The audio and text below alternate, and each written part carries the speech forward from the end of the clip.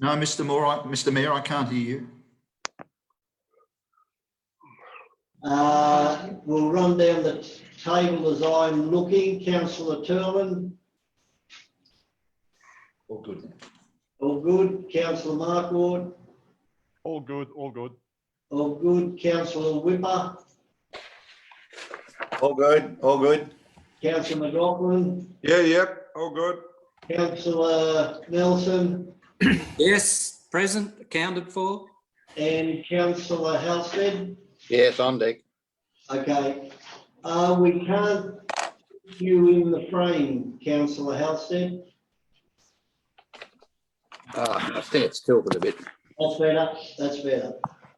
Okay, so I'll leave the disclaimer on for another minute. We will run through that then. Councillor Stephen, is there? Okay. All right. Well, we'll just hold that for a minute. There we go.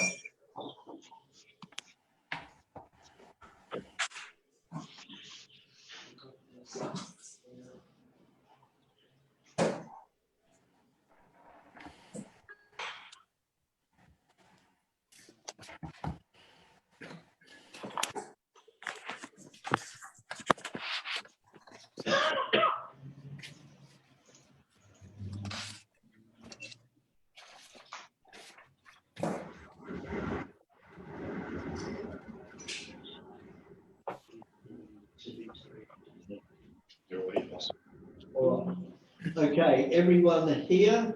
So welcome to everyone today and to members of the public who are watching, members of the staff. We'll open the meeting with acknowledgement of country and Councillor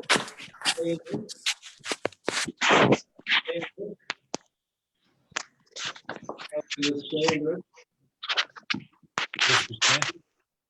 Will you do acknowledgement of country, please?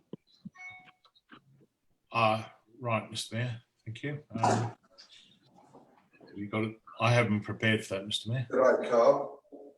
Okay, then I'll pass it across to Councillor Whipper. Thank you. Thank you, Mr. Mayor. I'd like to acknowledge Already, the traditional custodians of the land on which we're meeting today, the Gundungurra people, and to pay my respects to elders both past and present. I would also like to extend that respect to all Aboriginal and Torres Strait Islanders that may be with us today. Thank you. Thank you. I'll read the civic prayer. Almighty God, from whom comes every good and perfect gift, we give you thanks for the blessing you bestow upon us in this Shire. Grant to those who hold office in this council the spirit of justice and truth, of wisdom and charity, that mindful of our responsibility, we may promote the welfare of your people and the common good. Amen. Amen. No apologies. Yes, everyone's present. Adoption of the previous minutes that were held on the 13th of May. Somebody like to move those? Councillor McLaughlin. That way. Seconded, Councillor Markward. Any discussion on the correctness of those minutes? And I put them all in favour, please say aye. Aye. Aye. Carried. Public forum, declarations of interest, sorry, prior to this. Any declarations of interest? Councillor Scandrett and McLaughlin. Councillor Scandrett. Mr. Mayor, I'll be submitting a form relating to item 12.5, compliance investigation of earthworks at my farm. I note that I've not been allowed to speak on that today, but I have sent an email to all councillors and also to the secretary for the meeting so that it can be displayed when the meeting takes place. Thank you, It's a Councillor. pecuniary interest, Mr. Mayor, and you've already indicated you'll be excluding me from the meeting. Thank you. And Councillor McLaughlin. Oh, thank you, Mr. Mayor. Listing significant interest in the tender document for supply of delivery of pre-mixed concrete. One of the suppliers is Boral. I used to work for the Boral company and I have shares in Boral, but it's less than significant, and I'll be staying in the room to vote on it. Thank you, Councillor McLaughlin. Any other declarations of interest? Councillor Nelson? Just a point of interest, Mr Mayor, in that Councillor Scandrett declared a pecuniary interest. So therefore, he will be leaving the meeting under his guidance. He's not being directed by you to leave the meeting. That's fair enough. He will be put in the waiting room. Should make that proper. Well, Mr Mayor, if that's where No, I'm not going, no. I object, Mr Mayor, I won't declare a pecuniary interest. I'll declare a non-pecuniary interest, because it is you who and the GM who have said that I must leave the meeting and you'll be excluding me. You can't exclude me. I mean, it's natural justice to be able to speak about my own farm, surely. Exclude you at this point of time. You're going to exclude me. You've said that. And I'm saying that I actually want to speak on the matter. Excluding you, Councillor Scandrett. Okay, it is you declare that interest. You have an obligation to leave, Councillor Scandrett. You may rejoin the meeting. Mr Mayor, you're the one who, and the GM who have denied me access to the meeting. Let's be quite precise. The GM wrote to me yesterday. Delete him again. 4.8 and 4.2.9 of the code of conduct. Now, I will move this to Ms. Deborah Barnes in. Mr Mayor, I'm waiting to speak. You are not being permitted to speak, Councillor. As the landowner, the subject of a report, not a councillor, the landowner, I'd like to speak. And I've been to Speak. We moved to public forum, notice of motion, Mittagong Playhouse and RRC Animal Shelter request for report. Ms. Deborah Barnes will address council in support of the recommendation. Now, Ms. Barnes, are you on live stream? Yes, I'm here. And you're not seeing my face, you're actually seeing our FOAS logo today. That is correct. Is that all right with everyone, that you can't see my face? Oh. And I even put my lipstick on. Right, and as long as your hair is out of rollers, Ms. Barnes, that's the main thing. Oh, you're too kind. Okay, I'm ready to begin if everyone can hear me. You know the time frames. It's over to you. Thank you. You have the floor. Thank you. Good afternoon, Mayor, councillors and senior management of Wingecarribee Shire Council. Friends of the Wingecarribee Shelter FOAS will be supporting the 18.1 Notice of Motion 16/2020 Mittagong Playhouse and RRC Animal Shelter request for a report in reference to the Wingecarribee Animal Shelter. FOAS are requesting an expedited response of the report so we are able to investigate further financial assistance with grants, as well as other sources of corporate and private funding for the building and fit out of the new shelter. Unfortunately, the lack of response from council to date, with no written or verbal communication with FOAS about the report, has been an impediment on FOAS's ability to apply for grants as well as specific donations for this purpose to date. And the provision of the report would assist FOAS to help council in raising funds for the shelter build. We also wish to remind council and councillors that report of the 12th of February meeting identified and recognised, and you all acknowledged and so did the report, that the animal welfare issues pertaining to the current location and environmental issues for the animal shelter are at a dangerous level, which will not obviously improve while we are located in the RRC environment. FOAS, though, would like to note that we read with interest the Wingecarribee Shire Council Draft 2020-21 Operational Plan and Budget is also on today's agenda, and that on page 206, Major Funding Initiatives and Capital Works Program, there is the establishment of the Animal Shelter Reserve funding, subject to the settlement of land sales. FOAS welcomes this recommendation in the budget and acknowledgement of the funding required. FOAS would also like to recommend to Council to utilise the federal and state government's financial assistance grants as noted in the mayoral minutes of the council meeting of the 13th of February 2020. FOAS believe extra support of the funding towards the construction of a new animal shelter facility, including land acquisition, would be beneficial to support and advance the establishment of the new shelter. And in just finishing up, I would also like to acknowledge that FOAS and the community understand that everything has been difficult for council with not only the bushfires, but now with COVID-19.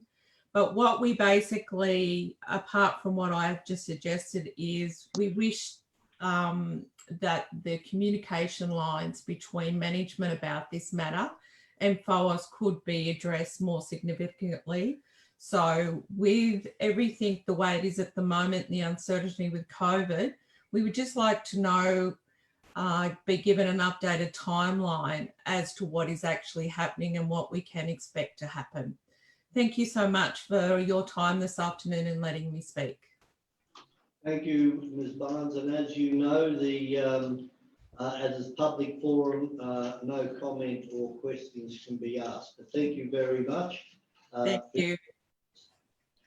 We move on to visitor items, modification application of development consent for 61 Old Hume Highway, Braemar. We have two speakers. I'll ask councillors, do you want an introduction first on this, or would you prefer at this stage to listen to the objective speak? Introduction, Mr Mayor. Okay. Then Mr Wilton. The Chair, the purpose of this report is to consider a section 4.55 modification of an approved 131 lot subdivision at 61 Old Hume Highway, Braemar. Council recall the application was approved by full council in 2019 to subdivide the property into 131 lots consisting of 129 residential lots and an additional 2 lots, one being commercial and the other one being a heritage item. There was also a portion of the residual land that was proposed to be dedicated to council for the purposes of open space.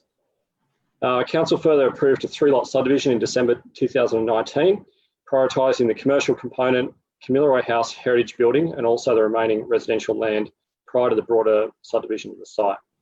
The later approved subdivision also provided for a new access road to the Old Hume Highway to assist in access and egress arrangements to the broader subdivision. And the merits of the current proposal, which is a modification, include the removal of a number of deferred commencement conditions that are now being satisfied, removal of deferred commencement condition relating to agreements with the adjacent developer of Naddo Ponds due to stalled negotiations of stage 4 and it not being proceeding at this stage, and also prioritising of a change in the directional flow of Lamondra Lane to assist with traffic movement from the site. The application has been supported by a traffic management study which identifies that Lamondra Lane will generate 28 trips in the AM peak hour period with a total of 167 vehicle movements per day in total. The RMS guidelines suggest that the road is capable of sustaining 200 to 300 vehicle movements in the peak hour, and the proposal adequately satisfies this requirement. The proposal was neighbour notified for a period of not less than 28 days between the 30th of January 2020 and also the 2nd of March 2020, and council received 23 submissions during that period. The substance of those submissions included additional traffic movements, provision of playgrounds, safety and amenity, contribution towards infrastructure, and appropriate responses are being provided to those matters on pages 18 and 19 of the report this evening. Council staff have assessed the proposal and have recommended approval subject to conditions on this occasion. Thank you, Mr Wilton. Now, there were a lot of questions in the briefing paper. Councillors, questions to Mr Wilton. Councillor McLaughlin? Yeah, no, we will have questions to Mr Wilton, then Councillor Scandrett, and then we will ask the applicant to speak. So, Councillor McLaughlin? Thank you, Mr Mayor. I have some concerns with this. One of them being the heritage item Kamilaroi losing its access where it addresses the Old Hume Highway. That's one of my concerns. I still have concerns, deep concerns with regard to the traffic on that lane. It's a very small lane. I don't think I'll be supporting it, but they're my questions. Okay, so yes, I can see the councillor Toole and then councillor Whipper after councillor Scandrett. Can you address those two questions from councillor McLaughlin, Mr. Wilton, please?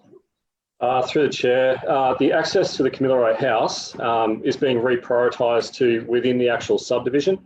That will ensure that the existing accesses to the Old Hume Highway are actually removed and placed within the local roads of the subdivision. The consolidation of that access point was considered by council staff and it is considered necessary by the Roads and Maritime Services, which is now Transport for New South Wales. So just to clarify that, the roads transport was the authority that requested that to be closed. Is that correct? Through the chair, that is correct. Thank Yeah, you. well, I'll be asking that be re-looked at and resubmitted because it's a Question. heritage item. Thank you, Councillor Scandrett, then councillor Toole. Thank you, Mr. Mayor. I have serious concerns about traffic. Rat running down Lamonti Lane, I've forgotten how to pronounce it, and also along the bottom part of the site. I mean, Lamondra Lane, that worries me intensely, unless the traffic is prevented from travelling past the roundabout street there, which is called Isdale Road. I'm very worried about the traffic going down to Red Gum and Kamilaroi and out to the highway down there travelling south. Question. What's the question? My question is, will council be able to modify the consent so as to restrict traffic through that area and maybe introduce speed bumps and the like? Okay, thank you. Mr. Wilton. Through the chair, in the existing Nadi Pond subdivision, it's not something that would form part of this consent, and therefore it'd be a requirement on the traffic committee to provide for road safety treatments within that subdivision. Relating to Lamondra Lane, there will be increased traffic in that area, but what I can suggest is that there is a proposed access and egress point to the Old Hume Highway relating to this subdivision. And essentially there is a left in, left out arrangement, which will provide for the majority of the access arrangements for that subdivision. And there's also a northbound right turn into the subdivision as well. Where the issue lies is that traffic that is potentially looking to travel northbound, so turning right out of the site, is actually restricted. And that traffic would then have to go through Lamondra Lane and out through Isdale Road to the traffic lights. Thank you. Councillor Toole. On our operational budget unfunded list, page 109, we have nearly $70,000 odd in sewer upgrades. And on item 13, Mittagong, I believe, is the one that needs that sewer. I've got to find more sewer. That's the water. The sewer has to be upgraded. Can the capacity of the Mittagong sewer plant take the upgrade of the extended development site? Okay. It's been approved. Is the Mittagong STP capable of the discharge, Mr. Wilson? Through the chair, there was a deferred commencement condition that was placed on the original consent, which required for sewer modelling to occur. I understand that sewer modelling did occur as part of the satisfying that condition, and it states that there is broader capacity within the system to be able to take this development. Thank you. Councillor Whipper. Thank you, Mr. Mayor. To you, Mr. Wilton, can you tell me, in the proposed development of Garden World, the minimum widths for the road within that approval? Mr. Wilton. Through the chair, the access to the Old Hume Highway, the carriageway width is approximately 90 metres wide. Lamondra Lane is approximately 5 metres wide, and the proposed extension to Isdale Road is approximately 11 metres wide. Okay, so Lamundra isn't part of the approval we're talking about, but we're talking about the access road. You say that it could cope with 28 trips of traffic. Have you factored into that construction vehicles? So in relation to construction vehicles, that would form part of what they call a construction management plan, which would form part of the construction certificate for this development. Construction traffic would then be required to access via the Old Hume Highway into the site. Not using Lamundra Lane. That's correct. Okay, all right, thank you. Any other questions? No, then I will go to question. No more questions. Then I'll go to Mr. George Altonte to address council on behalf of the applicant. Are you, Mr. Altonte? He is joining now. We're just waiting for him to join in. A little bit of a time delay here, but the applicant is joining us. We're just waiting for it to join. We did a test call with him today and it worked fine, so I'm sure it'll be fine.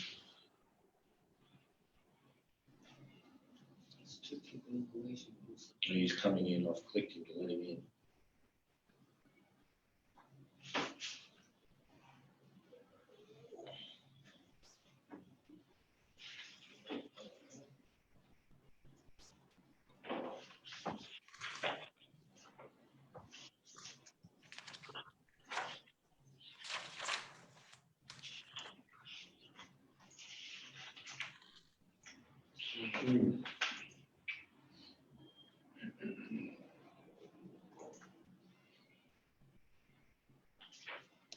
Is he there? He's joining in. I'm not sure what's preventing him from.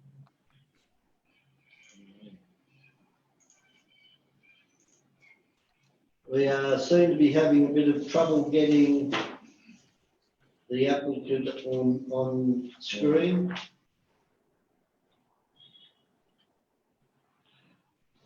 Is there any way you can call him or you join him? Michelle's doing that for me now, isn't it? Maybe you could get the next person to speak, the objector. No, there's not an objector. It's the next DA, which is the alterations to Waterbrook development. Oh, okay.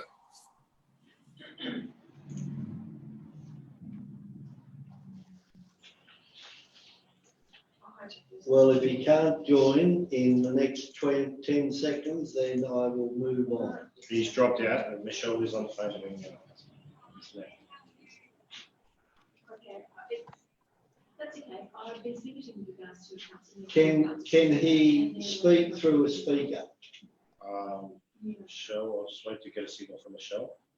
Yeah, if we can test run this morning, just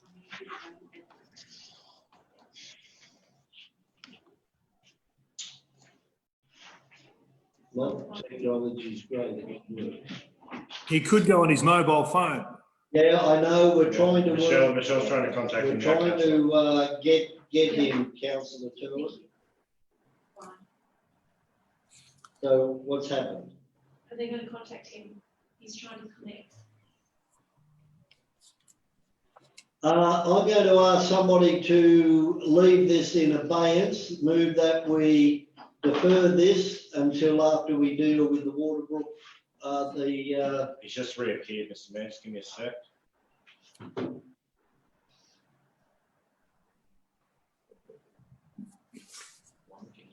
Okay, will somebody move that this be deferred and be dealt with after 9.2? Move Councillor Turlin, seconded Councillor Whipper. He's actually on the call now, Mr. Mayor. Sorry.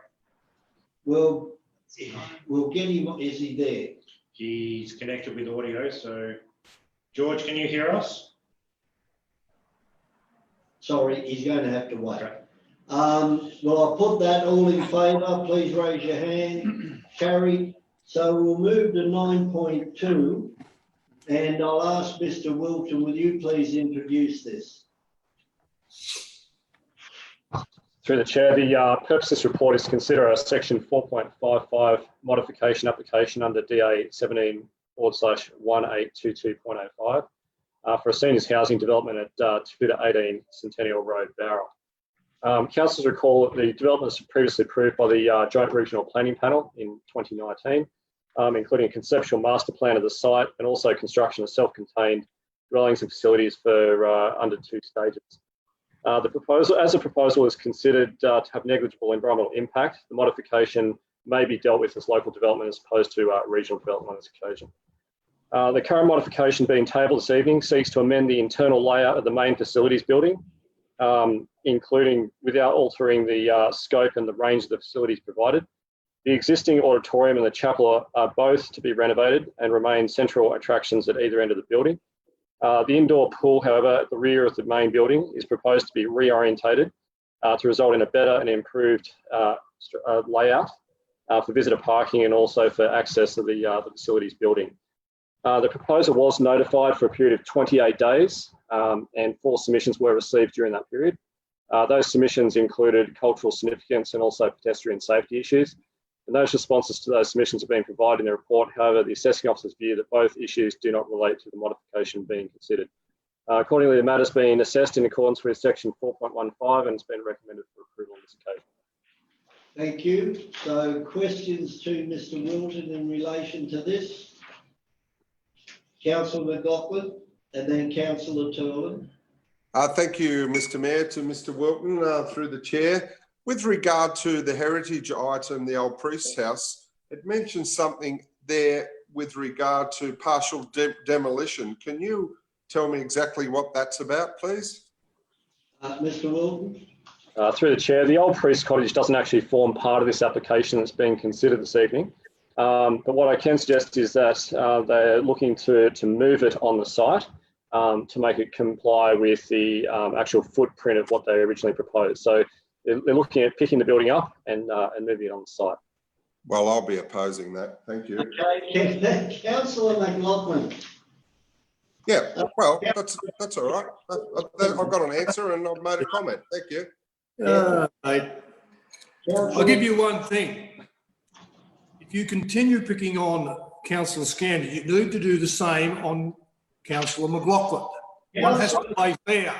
Now, my question, you need to play fair. The game is 148. Is what to do, Councillor Turlin. Well, you need to play fair with both councillors. Councillor Turlin, question. Thank you. Page 148. The bio basin surface area. Can somebody explain to me what 450 nothing is? Is it a square metre, cubic metre, linear metre? So halfway down the page, 148 by the Sydney Catchment Authority. I'll pass that over to Mr. Pepping. Do you have that, Mr. Pepping? They'll have to go to Mr. Wilton. Mr. Wilton, I mean, sorry. Page 148. With a surface area of 450 and filter area of 300 square metres. I would suggest it's 450 square metres. Mr. Wilton. Through the chair, that is correct. It's 450 square metres. It's in surface area. Okay, any other questions? All right, then I will ask Mr. Kevin Ryan if he is there to address council in support of the development. He's just come into the meeting, Mr. Mayor. Okay, welcome, Mr. Ryan. So you will have the right to address, and then if you wish, take questions from councillors. Okay. Okay, so it's over to you. Good afternoon, Mr. Mayor, and good afternoon, all the councillors in this post-COVID world that we're living in. So obviously, I I'm in support of the council recommendation. The proposal itself, it changes a few internal layouts without altering the scope or range of the facilities provided. The existing auditorium and chapel, both to be renovated, remain a central attraction at either end of the building. The indoor pool at the rear of the facility building has been reorientated, and this has resulted in a better arrangement for visitor parking. The approved development will be able to operate within the remaining conditions of consent, regardless of the modifications. There will be no material impact upon the development or any of its neighbours. The proposed modifications are minor in nature. The overriding objective remains to utilise the identified elements of the existing buildings, that is the auditorium and the chapel, in conjunction with the new buildings. The scope and range of facilities proposed is not altered from the original design. The building footprint is no larger than that approved. The proposal also has a dual benefit of providing much needed local senior housing, with 70% of pre-sales being existing Highland residents. Local employment is also boosted with creation of over 250 local jobs provided during the construction phase, equivalent to 1 million man hours.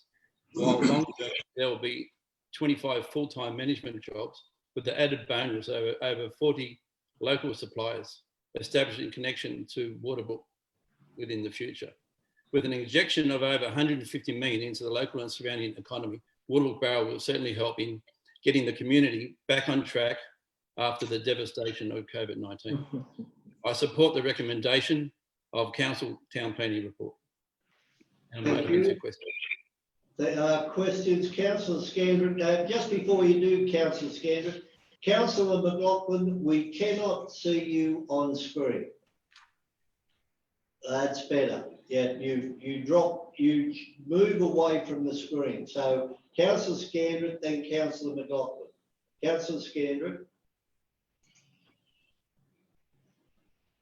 You've muted yourself, Councillor Scandrett. Mr. Ryan, good afternoon. Thank you for that update. Could you just elaborate on the jobs numbers you mentioned, and obviously a bit more about when construction may start of stage 1 and of course stage 2, and how is the construction of the display apartment proceeding? Okay, well, in regards to the numbers of jobs, we've averaged out there'll be over 250 full-time jobs on the site itself, and we're aiming to have a large percentage of those from the local Highland community, which is extremely important for the overall. We also have on the display village itself, that is nearing completion and will be completed in around about 2 to 3 weeks' time. I would like to have it over a month ago, but that's where they fall at the moment.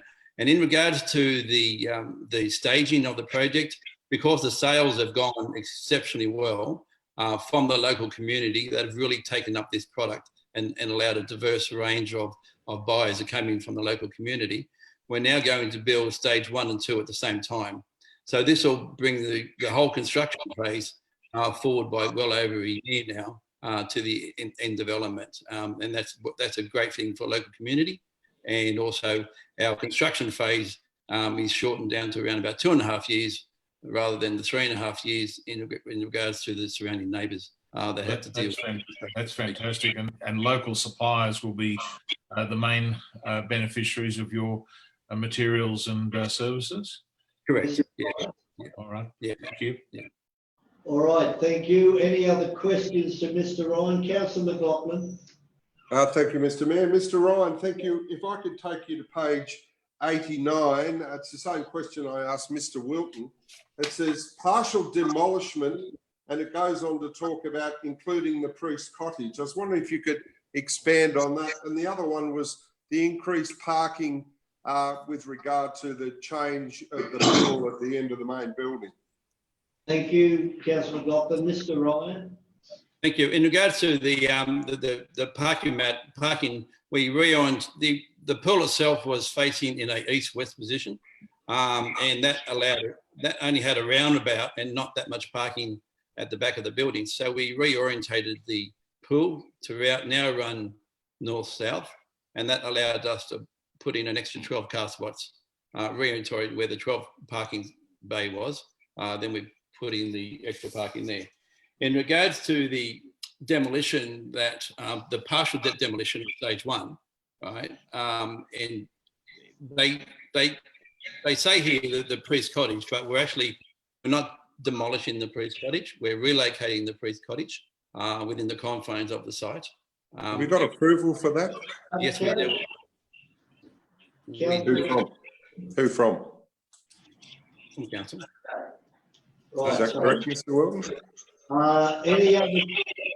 Yeah, we already have approval of that, and that's been signed off of part of our deferred commencement, and that's been finalised. The 12 extra car parking spots, are they for visitors or for residents? They're for visitors. Okay. Thank you. Any other questions? Yes, I'd like to move the recommendation. I'll second it. Fine. Are there any more questions? Can I ask that nobody says they're going to move something until after the questions have been answered? No more questions? Then I'll accept. Councillor Whitmer. Thank you, Mr. Mayor. Mr. Ryan, I'm just wondering, this modification, does it include any works on the auditorium at all? No, just some internal walls. No, the auditorium stays as is. We don't change that. We're going to beautify that as per our CGIs. Okay, and that's part of stage 1, is it? Oh yeah. All the facilities will all be developed in stage 1 and stage 2 now. Yep. Thank you. Thank you. All right. Well, now I'm opening up for the moving, and that is Councillor Scandrett and seconded by Councillor Turlin. Is there any further discussion on it? Then I put the recommendation. Oh, sorry. Before I put that, we will move you away, Mr. Ryan. Thank you very much for your presentation. I'd like to speak. And so we'll wait until we get rid of Mr. Ryan. Okay. Thank you, everybody. Thank you. Yeah, I'm doing that now. Right. Thank you. So there's no, we're in debate now. So Councillor Turlin. Now, this particular project's like the Braemar Garden World, the Kumunji Chelsea Gardens, and this particular project are only 3 of the projects that can stimulate our economy quickly. So this is a worthy project to move quickly on so that the economy in our shire can bounce back quickly. We cannot muck around with a 455, a simple variation, and drag it through the process. It's gone on long enough now. Exactly like Kumunji Chelsea Gardens has dragged on for such a long time to date. Those 2 projects, this one and that one, and Nana Ponds, or being Braemar Garden World, will stimulate this economy. We need to make sure that these projects are moved quickly through the system so that we get the employment we need in our shire. So I'm very happy to support the recommendation of approval, and hopefully they can get going on it quickly. That's it. Councillor Turlin. Anybody else like to speak? Councillor Markward. Thank you, Mr. Mayor. I'd just like to make the comment that basically we've been examining the local housing strategy recently, and this has illustrated that we are actually ahead of projected dwelling growth here in the Shire. So given that this project has had stage 1 and 2 merged and possibly put ahead, this would seem to imply to me that we will be further ahead than the projected requirements in dwellings. So in actual fact, that may actually delay further development, which I don't think is a bad thing.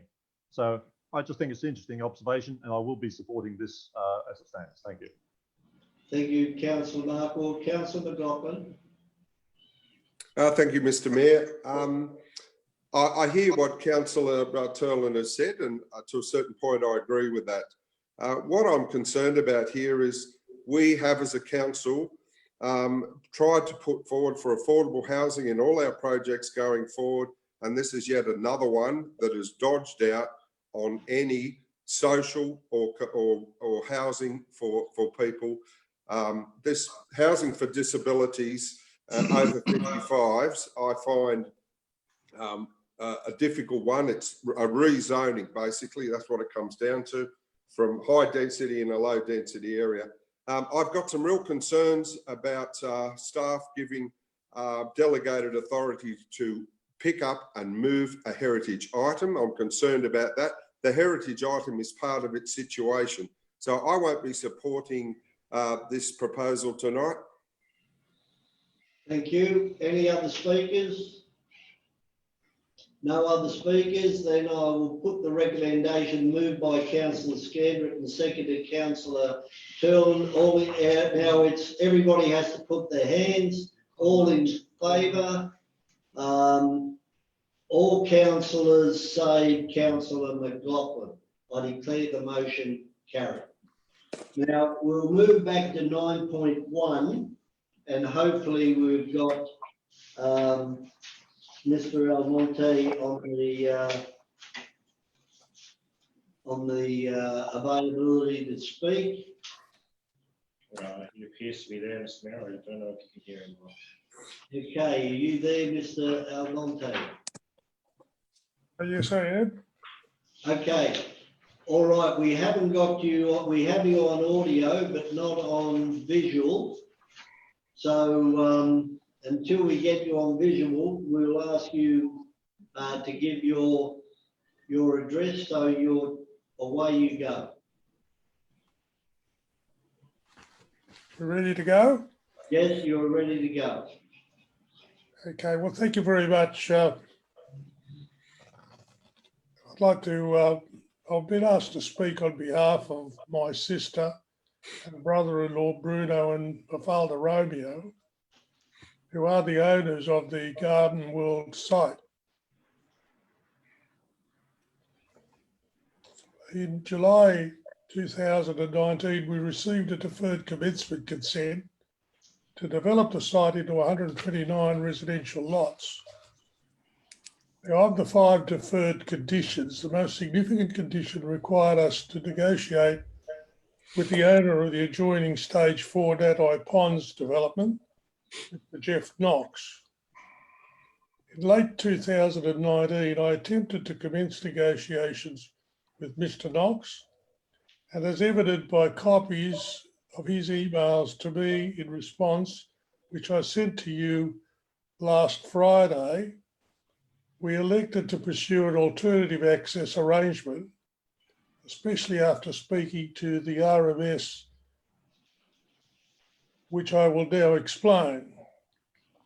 In November 2019, we met with the RMS to discuss the separate DA to subdivide the site into 3 allotments and build a new realigned entry road into the site. Now, at that meeting, the RMS raised the issue of us accessing the Hume Highway in lieu of us not having access to the unforked section of Isdale Road over Mr. Knox's land. Now, during the meeting, the RMS suggested we pursue using Lamantra Lane in a southbound direction to provide access to traffic lights at the old Hume Highway, Isdale Road.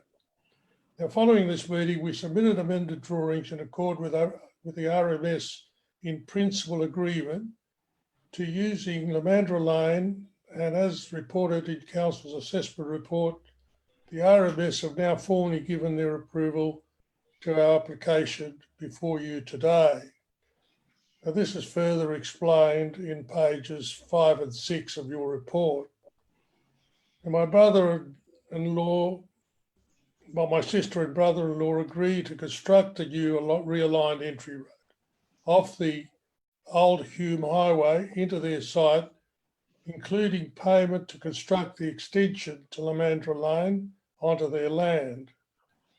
In fact, they've already engaged Cardno engineers to commence detailed engineering drawings to allow the road to be built. In closing, I take this opportunity to express my gratitude to the professional manner in which council planning staff have assisted us during this process. Thank you again for the opportunity to address you today, and I'm happy to answer any questions.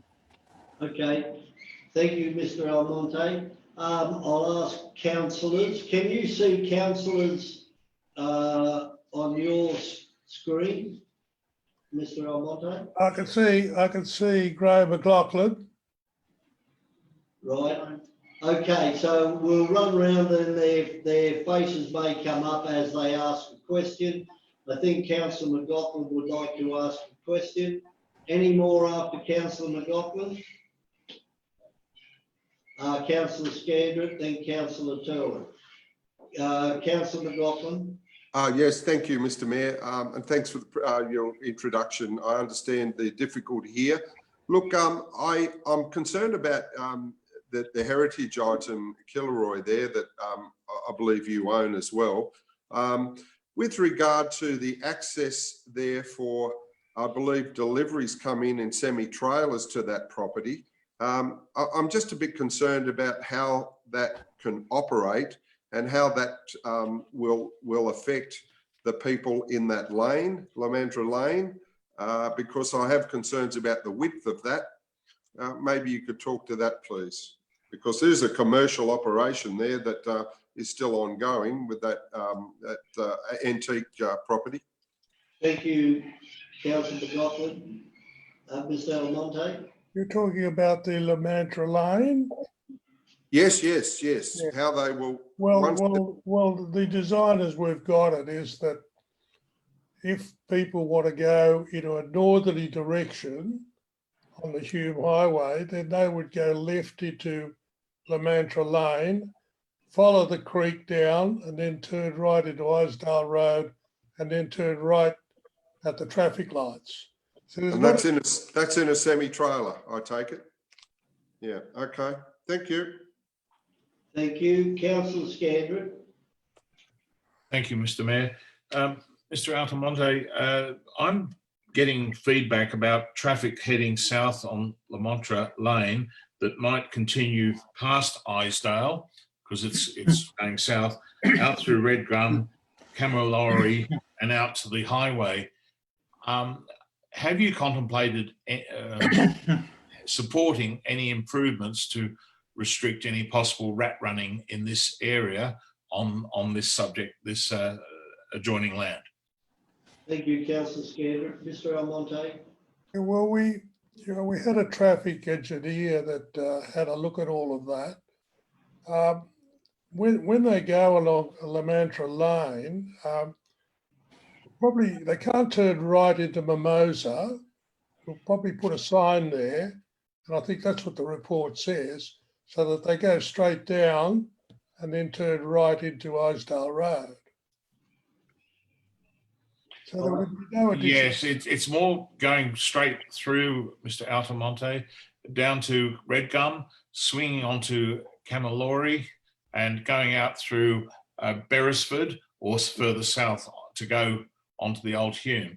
People are concerned about rat running. There's already a issue of speed in there, which the police will have to look at. Maybe that's going to be speed bumps or something, I don't know. But I'm just concerned how we make sure that the traffic goes the way your study does say, and that's out through Isdale. Mr Almonte. Well, we could have a look at that, but the recommendation from the traffic engineers was, as I just said, as far as the RMS was concerned, they were quite happy and they didn't see that as an issue. And we met with them in Wollongong, and they weren't concerned about that at all. Thank you, sir. I'm just getting significant feedback on this because of the potential for rat running to the south. It's been answered and that's the question's been answered. Councillor Turner. Can I just add one point there? You know, I think you've got to understand that our neighbour, Jeff Knox, has gone around with letterbox drops and has stirred up a lot of those people living in that area. And maybe, you know, he's agitated a lot of those people to raise some issues which really are not relevant. Okay, thank you, Mr Almonte. Councillor Turl. So you've got all approvals from Transport New South Wales and being the RMS for this road changes, yes, correct? Yes, we have. That's all I need to know. Thank you. Any other questions? Councillor Whipper. Oh, no, I was just going to flag that I was prepared to move a motion, Mr. Mayor. Okay, then, if there's no more questions, Councillor Andrews, before we go into moving a recommendation. Thank you, Mr. Mayor. Mr. Almonte, I'm just asking you whether there, and I'm aware, and you would be also, that there is an alternate way to get north to go to Sydney for vehicular, special vehicular B doubles and the like that were coming off a construction site by using the new road that you're talking about building. There's probably two options. Would you be willing, or would your client be willing to consider not using Commander Lane? Because I drove out there today and there are children in those houses and it is quite narrow. Mr Almonte? Well, there's only two houses, of course, that face that Lamandra Lane. The other ones you either face Mimosa or Rosedale Road. But what do you want? Yeah, well, through you, Mr. Mayor, if I could explain, you could exit from the new road, the newly built road. You could exit at the lights, or there won't be lights. You could exit and go left, go south, and then find your way around to the lights further south towards Mittagong, and then recommence your journey to Sydney or north. It is possible, rather than use that lane. Mr Almonte? I'm not quite sure that I follow, because I just missed half of that. Could you ask that again?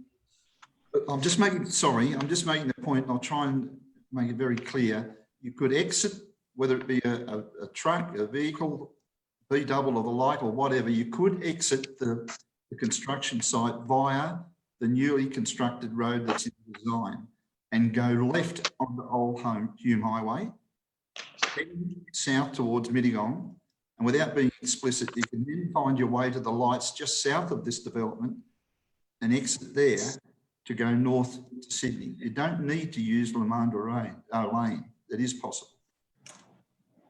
So you're concerned about the truck movement, are you? Is that right? Absolutely, it is a concern, yeah. All right, well, that I'll ask a question in the following on from Councillor Andrews, Mr Almonte. If you move up the road to Bunnings, they have an acceleration lane coming out of Bunnings to allow them to turn right. Now, they cross two lanes of traffic up there. Did the Transport New South Wales make any comment in relation to that style of road design? Well, as far as going out, the comment they made was that they want the traffic, if they're going out, going south, you could do a left turn south. You can't do a right turn north because it's the intersection will be modified to a half seagull. So you can go a left in, left out, and right in going north. But you can't right going north. Right, thank you. If there's no other questions, then Councillor Whipper. Thank you, Mr. Mayor. Before you do, thank you very much, Mr Almonte. We will take you out of the stream at this stage and go back to the council meeting. So, Thank you very much. Thank you for that. okay. Councillor Whipper. Thank you, Mr. Mayor. Mr. Mayor, I'd just like to move a motion that council defer this DA pending a detailed information session. That's point one. Second that. Yes. Thank you. And point two would be that council request the applicant to provide alternative traffic solutions for traffic access and egress. Thank you. So it's been seconded by Councillor McLaughlin. Do you wish to speak to Councillor Scandrett? Councillor Whipper, Councillor Curlin will be the second speaker, then Councillor McLaughlin. Okay, thank you, Mr. Mayor. Look, I was prepared to vote against this DA completely because of my concerns in relation to the impact on the existing infrastructure and residents within Nadai Pond. But I think if we can stop to take the opportunity to talk to the applicant to see whether or not we can come to some solution in relation to alternate traffic arrangements, I think that would be beneficial. Lamandra Lane is a lane. It's only very, very narrow, 5 metres wide. I note that in this this DA, the minimum width of the road is, I think Mr. Wilton said 11 metres. So, I mean, there's a significant difference in that. I know that the councillors did receive a copy of an objection from a person that would be directly affected by increase in traffic and concerns raised about not only safety, but just the impact on that infrastructure there. And within that letter, I'll just quote one line where they're saying they respectfully beseech us to refuse the application and not to remove the conditions 1 to 5. And they point out that Lamandra Lane, they're asking that it remain a one-way traffic lane, thoroughfare, and retains its northerly direction. And they make the point that they believe that the current developers of both Nadai Ponds and Braemar Garden World should work together to solve this traffic problem. And I agree with that, Mr. Mayor, because I don't think it's fair at all to impose on those existing residents and to increase the threats to their safety. I think this is just ill-informed, and I think we need to go back and consider this in much more detail. Thank you. Thank you, Councillor Whipper. Councillor Turner. I'll move the recommendation. It's an amendment. So yours. Amendment, that's right, it's amendment, sorry, you're right, correct. Yep. Do I have a seconder for the amendment? We don't have a seconder for the motion. Yes, we do. Oh. Councillor McLaughlin seconded the motion. Do we have, Councillor House said a seconded the. Correct. So Councillor Turlin, you have the right to speak, then Councillor McLaughlin. Okay, look, what we have is qualified people who made the decisions, contractors and the government. And now we have councillors who believe that they can make a better decision that qualified engineers, traffic engineers have made and approved. This is not one to stall again. It needs to be moving forward. This has gone on long enough. Just because the two owners might not get on, that is not a problem of council. It's been solved by the Transport New South Wales, being the old RMS.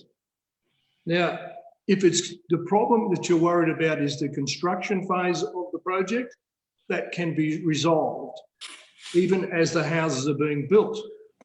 But once they're all constructed, it becomes back to a normal little street run, which has been approved and traffic modelling has been performed. So I don't see why we have to stall another project, because firstly, we're going to have a briefing session on Zoom, or are we going to go back to work and be as a normal council in a council chambers in the very near future? Is that going to be June, July, August, September? So this has been approved by qualified people to date, and it needs to be moving forward.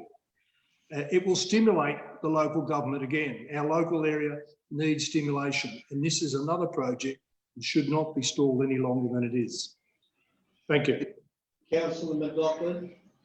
Thank you, Mr. Mayor. Look, I've got some concerns here. We did hear from the community that have bought in there. They have some legitimate concerns about safety. I'd like to see this move forward, and I think Councillor Whipper proposals is a good one. And look, and I think, Mr. Mayor, your suggestion is a good one. If they can cross 2 lanes into a seagull down at Bunnings, why can't they do it here? You know, I mean, there's traffic lights just further down from it. You know, if you've got a clear vision, you can cross. And I don't see why you can't be able to turn right if you provide the right lane there. So I think we need to just defer this at the moment and get all those things ironed out. There is a possibility that we can sort these out quite quickly and we can come back. They've already got approval, but like Councillor Andrews, I went down there for a drive the other day and I could see just how tight that little lane is. It's not designed for articulated and heavy vehicles. That there is reasonable concern for those people that have bought in there that their amenity can be destroyed for God knows how long without any proper access for people going north. So I think this is the best way forward, councillors. Support this and we'll get a resolution. I think this is the way forward. Thank you, Mr. Mayor. Thank you, Councillor McLaughlin. Any other speakers? Councillor Scandrett, then Councillor Andrews. Oh, wait a minute. Which way are you speaking, Councillor Scandrett, for or against? I'm going to speak on Councillor Turlin's motion for the moment. So you're speaking for? If not quite. What I wanted to say, Mr. Mayor. Oh, get it right. Mr. Mayor, I heard Mr. Altomonte say that he's prepared to look at the traffic arrangements. I support the development. Please don't pin me down. I'm speaking. For and against. Are you speaking for the motion or against it? Okay, I'll speak against the motion, Mr. Mayor, Right, with the following, and then I may speak for the amendment. Okay, so my point is that what has been offered by Mr. Altomonte was to look at the traffic again, which probably doesn't mean it needs to be deferred, though if that's what's required, so be it. Councillor Turlin's motion, if it was suitably amended, just to say that the issue of that traffic going north and also running south be addressed, might be the way forward anyway. Thank you. Councillor Andrews. Thank you, Mr. Mayor. Could I please, and you correct me if I'm not, could I please seek a clarification from Mr. Wilton? It's rather important in my decision making, that's all. Yes, you can. Mr. Question for clarification. Mr. Wilton, not knowing enough about this procedure, during the construction phase of this development, can it, you mentioned a traffic plan or a traffic management plan. Is it possible that plan could include or preclude the use of Lamandra Lane during construction? Yes. Mr. Wilton. Through the Chair, that is correct. So a construction management plan would be provided as part of the construction certificate for that development. The construction management plan would detail where heavy vehicles could access the site or egress the site as well, which would be from the Old Hume Highway. Thank you, Mr. Wilton. If I may, I'm supporting the amendment. If I may speak now, or am I out of order, Mr. Mayor? No, you can speak now. Yeah, look, I've always agreed and support the development. I think it's much needed, and Councillor Turlin's even emphasised current need in regard to stimulus. So, providing if we can keep during the construction stage of this development heavy traffic off Lamandra Lane, then I'll be supporting Councillor Turlin's amendment. Thank you. Yeah. Okay. Councillor Halstead. So I want a speaker, if I can, against the amendment. No speakers against the amendment. No. Okay, Councillor Halstead. Look, I want to speak in favour of the amendment. I think it's got a lot of sense involved with it, and I think it also grapples with the problem that Councillor Andrews said, and that is that construction traffic there, in fact, the ultimate traffic can find its way left at the highway. and then, through other traffic routes find its way back north if that's desired. I think that's not going to be a major issue. But thank God, Councillor McLaughlin is not down there at the equivalent of the old RMS, because after all, the proposed location of the turn right in the current development would be a disaster from a point of view of sight distance and what have you, having a look at the alignment there. So, look, some of these suggestions really are going to be handled during the whole construction process. But at this stage, I'll support the amendment because I think it's a common sense way ahead. Thank you. Can, as a suggestion, Councillor Turlin, in the amendment, would you be willing to put in that during construction stage that no heavy traffic be allowed to use Lamunda Lane? I think it would be better, I was just about to say the same thing, I think it'd be better to let the council staff work that part of the motion up, because we don't, as a motion, we don't want to be doing something that will alienate what staff can do later. I think they're the qualified ones to say no activity through the construction stage through the Mondo Lane or any of the residential area if it can be stopped. Okay. If you understand what I'm trying to get at. Yeah, I hear what, yeah, I'm just asking, and you will accept that, so yep. Staff will word that up now. Councillor Nelson? Thanks, Mr Mayor. Look, that's exactly what I was going to suggest, because initially I was going to support the deferral, but the heavy vehicles is the issue there, and if that can be solved during construction, then I think that's the answer. The other problem is that the adjoining development is having read the context of the emails that were being passed between the two properties, or the two owners of the two properties. There's no way there will be any agreement reached there. So if we can solve the heavy vehicle issue until the road's constructed, then that's the way forward. Thank you. Thank you. Councillor Scandra? Thank you, Mr Mayor. Yes, I agree. If Councillor Turlin's motion can have something drafted into it by the staff to deal with those traffic issues during construction and the rat running potential, I think that would be most productive. All right, so if you look at the bottom section, Councillor Turlin? Yep. Happy yep. with that? Yeah, that's fine. Yep. If that's what staff are happy with. Okay. Mr Mayor, I'd like to suggest that it also refer to directing traffic out through Isdale rather than letting it go forward south. That should be the encouragement of this plan, is to take it out exiting Isdale. Yes. Okay, well, I'm going to support before Councillor Wimber has the right of reply. I'm going to be supporting his motion. I believe that the Lamondra Lane is a easy out. It's already constructed. No effort or work has to be put in place, and this is forever. And those people who bought in that lane, the last thing they were thinking that they'll have a permanent road as an access road past their front yard. Exactly. So I'll be supporting. I know I can do the numbers.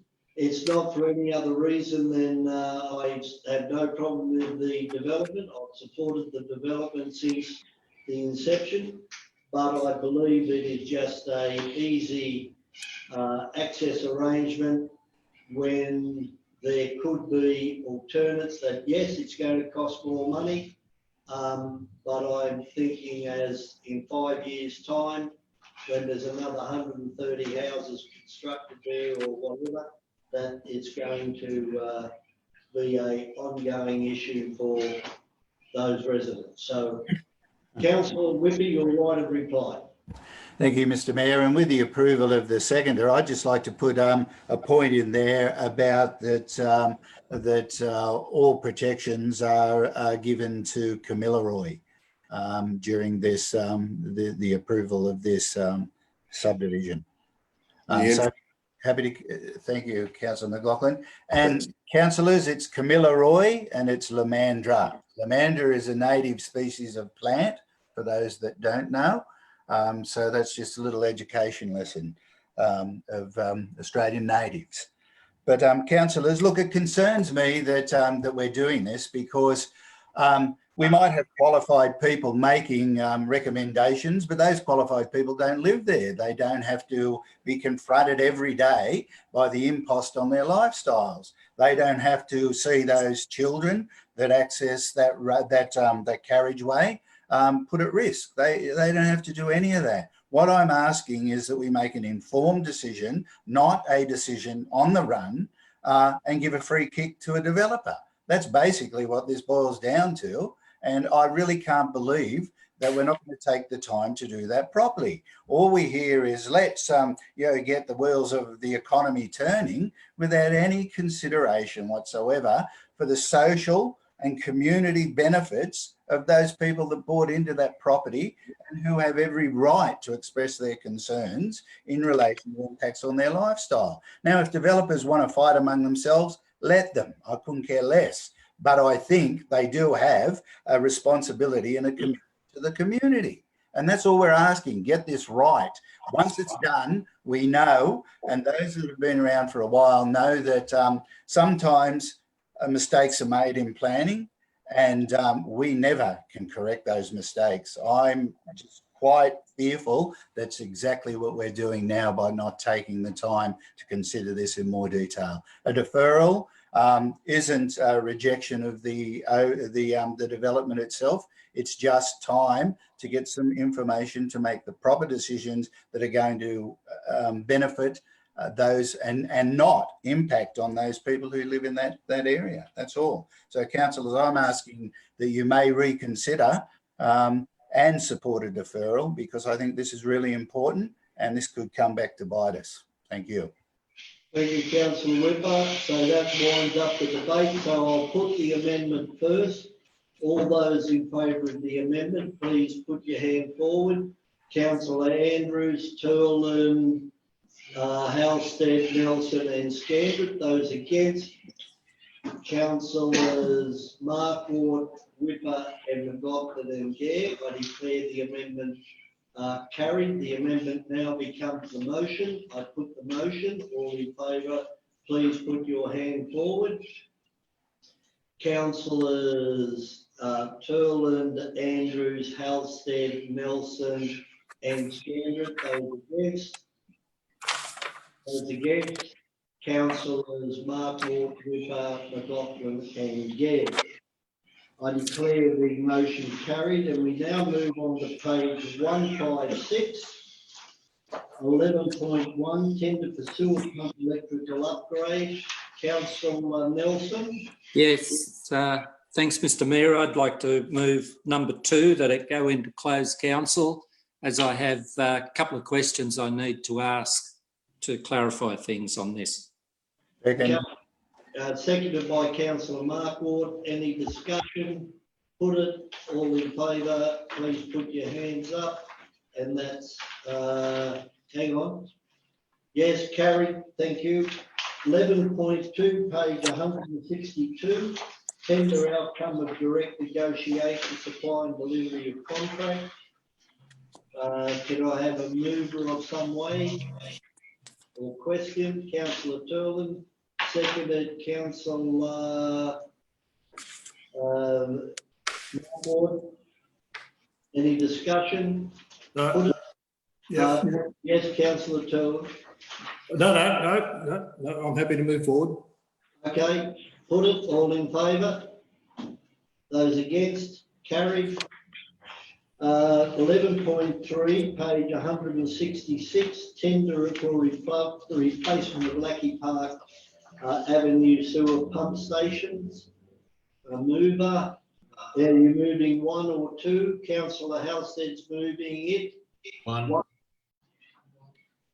And seconded by councillor Nelson. Any discussion? Put it, all in favour, please raise your hand.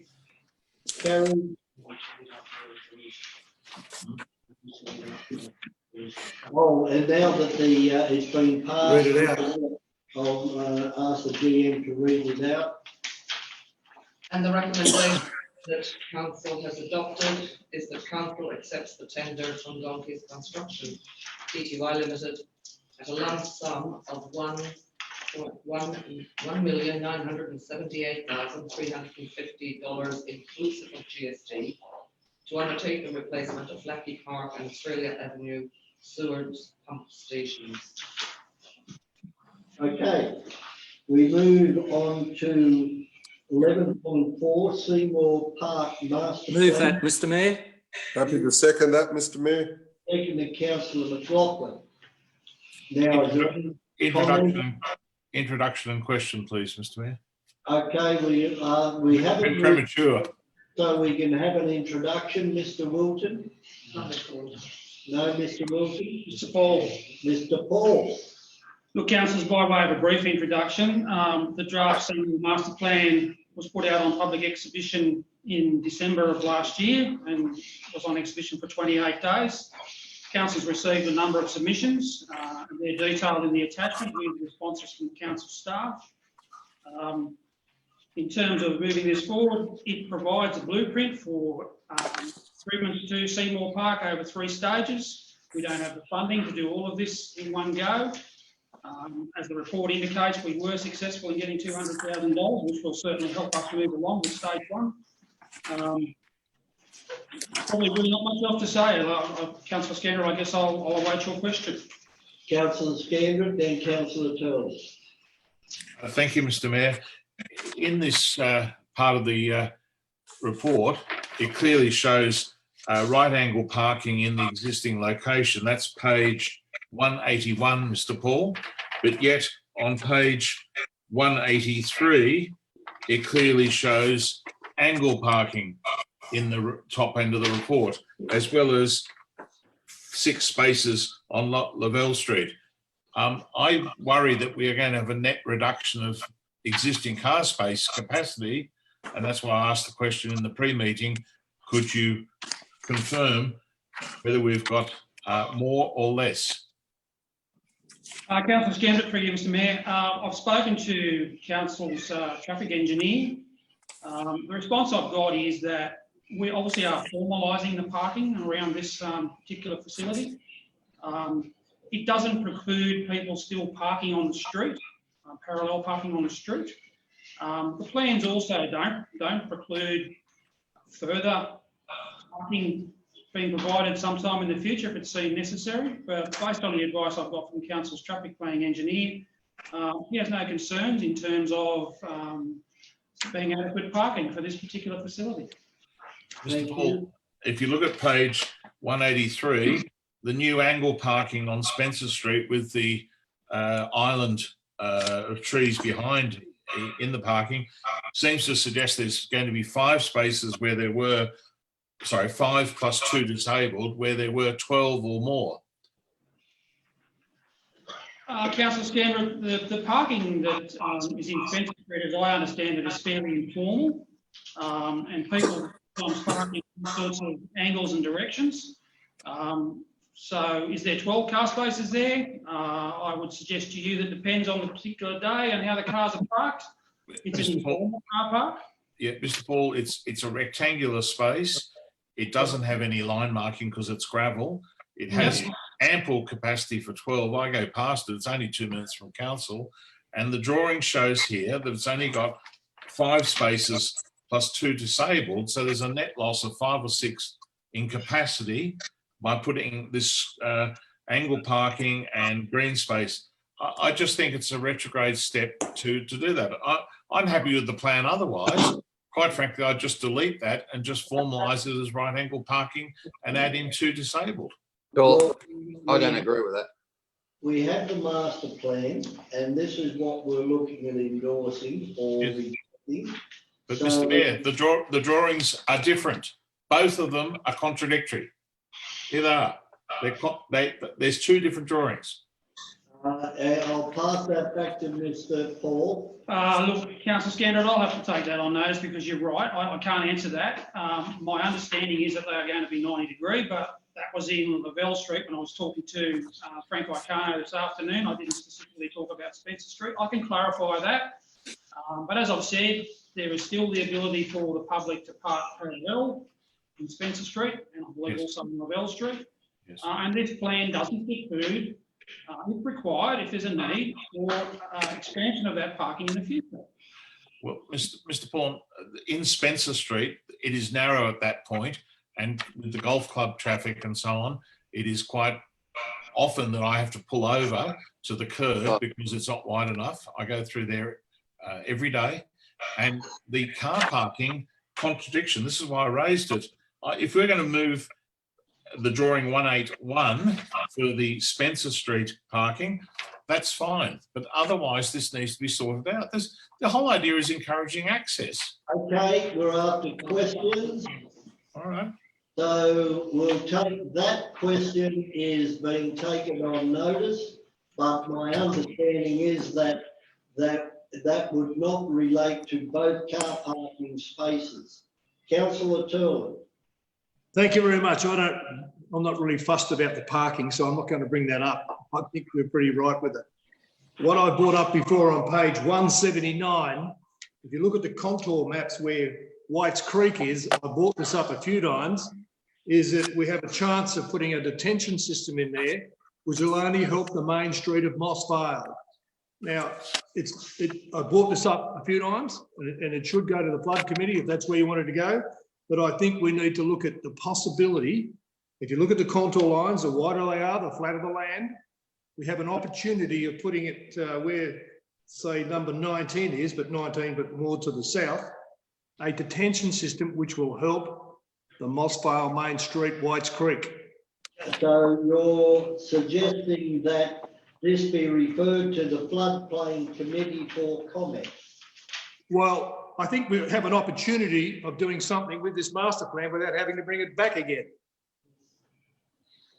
Mr. Paul. Well, look, Council, I have to take that on notice. I mean, I know this has come up before, and I'm trying to think in terms of the Whites Creek floodplain management plan. I'm trying to remember where that is in terms of we've had a number of reviews of that over the last 10 years. I think we're in its third iteration, and I can't comment in terms of where we're up to in terms of its current review. I'd need to take that on notice. May I ask Councillor Housted your thoughts on that? Am I wasting my thought on the potential of a detention system? Yeah, through the Mayor, I think what Gary's on about is right, but I don't know if it's absolutely connected with this, but I think it's got a lot of merit, and I think that should be sorted out as another issue. Yes, thank you. I think Taken on note, probably through you, Mr. Mayor, that there's two issues here, councillors. We are here to accept the master plan. Now, either you accept the master plan or you don't. So, and it will go out on exhibitions. No, it's been out. Oh, it's been out on exhibition. Sorry. That's why I'm raising this, Mr. Mayor. There's this fault in the documentation. Then Councillor Nelson. Nelson. No, Councillor Scandrett has the right to either vote for or against or whatever. Councillor Nelson. Thanks, Mr. Mayor. Look, we had a detailed briefing on this, and the traffic management has been amended so that it creates safety for the car parking. So the plans are okay.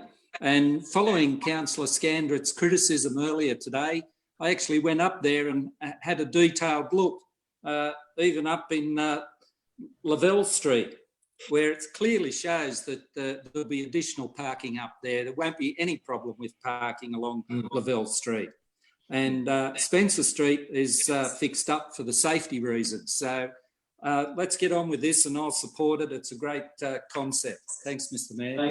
I hope that your right of reply, but your address in relation to support Mr. of it. Mayor, just a point of clarity here.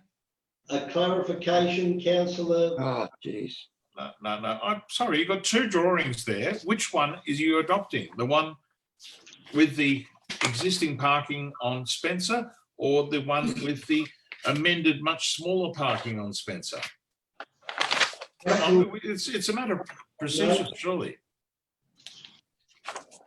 Maybe someone could meet with Councillor Scandrett after the meeting and or tomorrow and explain how it's all going to work. Because he might have missed the briefing Mr. session. Nelson, that's not. I think I can answer the question. Okay. When you look at these, Excuse me, councillor Scandrett. Can you just quieten down there, please? Councillor Mr. Paul. Councillor, this is a staged plan. If you look at page 180, 181, that is stage 1. Exactly. It is stage 2. So it is the angled parking and the treatment there is stage 2. The other issue that Councillor Turland addressed, if you look on page 183, look at note 11, Councillor Turland, there is a note there that there's a potential flood management facility. So we've noted that on the plan so that if there is some need in the future to develop some sort of a detention basin there, it's on the plan. Number 11. Great, beautiful, excellent. Okay, so Solved. you wish to speak against the motion? The drawing I've got says stage 1 with the existing parking. Hey, stop interrupting. And there are I three will stages. put the recommendation. All in favour of the recommendation, please say aye or raise your hand. Aye. Carried. We now move on to 11.5, the investment report 2020. Any questions, councillors? Move the motion. Move councillor Scandrett, seconded councillor Markle. Any discussion? No, Councillor Turland, no, ready to vote. all in Put the favour, motion. please say aye. Aye. Aye. Carried. 11.6, consolidation of titles and boundary, page 190. So moved. SRLX, move councillor Scandrett, seconded councillor Nelson. Andrews. All in favour, against, carried. Page 196, 11.7, compulsory land acquisition railway parade. Mittagong, move. I'd like councillor. to move this, Mr. Mayor. And before you, I have put your name down, councillor McLaughlin. Thank you. Thank you. Councillor Halstead. we're at that. Okay, is there any discussion? No, I think it's a good move. Thank goodness that we'll be able to preserve our entrance to Mount Gibraltar. Good move. Thank you. Windbag. Councillor McLaughlin, as I said, one brownie point after all. Only took 3 years. Oh, You were the mayor, Ken, at the time. I think you have to be remembering it was a government authority that was the stumbling block in getting it to this point. Doug Rewcastle will be very pleased, Ken. Councillor, put Yes. it in favour, against, carried. We move over to 11.8, right, 201. Introduction, Question. Mr. Mayor. Position, do I have a mover? Introduction, please, Mr. Mayor. We need it. It's recommended to go into confidential. Well, yes, it's, Going into closed. it is, if you look at the recommendation that council has agreed to, council adopts the recommendation contained in the closed report. That's what I have underlined here. Some of us might like to leave it in open if you could give us a reason why it should be enclosed. Introduction, please. Move it go into closed, Mr. Mayor. I'll second that, Mr. Mayor. Okay, move councillor Nelson, seconded councillor Whipper, it goes into closed. Amendment. Amendment, councillor Scandrett. Second. Thank you. Seconded what? Second that we're going to keep it in open and find out. Open, does it involve any financial figures that would prejudice council in its discussions with land? It's a direct negative to the recommendation. One is going to be. I did ask first, Mr. Mayor. You asked No, you asked for an introduction. You asked for an introduction. Yes, which is what normally happens before you move something. Look, councillors, this is not a free-for-all. Okay, so we have the motion. If you wish, you could move for a matter subject to it being carried that you consider a motion arising.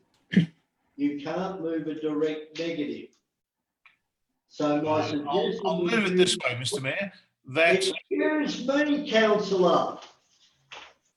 So I will put the recommendation. If it is carried, you lose the right to move a motion arising. And I'm seeking to amend what I was about to put in, so that it isn't a direct negative.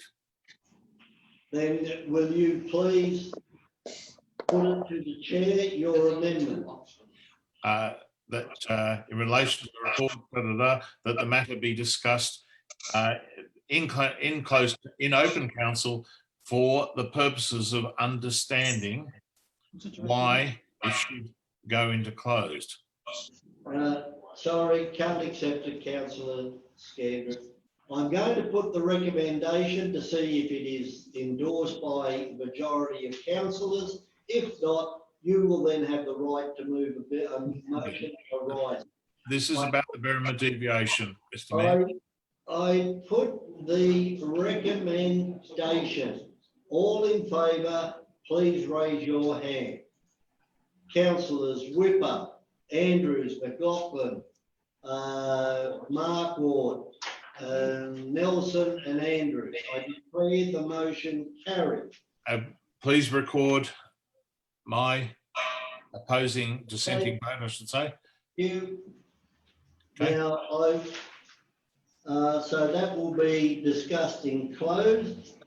I put the 12.1, page 202, public exhibition of the draft 2021 operational plan and budget. Move that way, Mr. Mayor. Wait a minute. Can I ask Ms. Lidgard to give an introduction on the operational side? Okay. And Mr. Rooney on the corporate side. So Ms. Lidgard, please. Good evening, councillors. The purpose of this report is to present the draft 2020/21 operational plan, budget, policy and moving charges, and for council to endorse these documents for public exhibition. Council is required to annually review its operational plan and budget to meet all its responsibilities under the Local Government Act and regulation. The operational plan is a sub-plan of the 2017 to 21 delivery program and demonstrates the council approach to achieving the objectives in the delivery program. It includes all projects, programs and activities that council will undertake in the areas of leadership, people, places, environment and economy. Including in the operational plan is the draft budget and capital works program. These documents provide an overview of council's financial estimates and a program of capital works for the coming financial year. Council's draft revenue policy and fees and charges are also included in the draft operational plan. These documents outline council's proposed rating structure, fees and charges for 2021 as stipulated by the Local Government Act.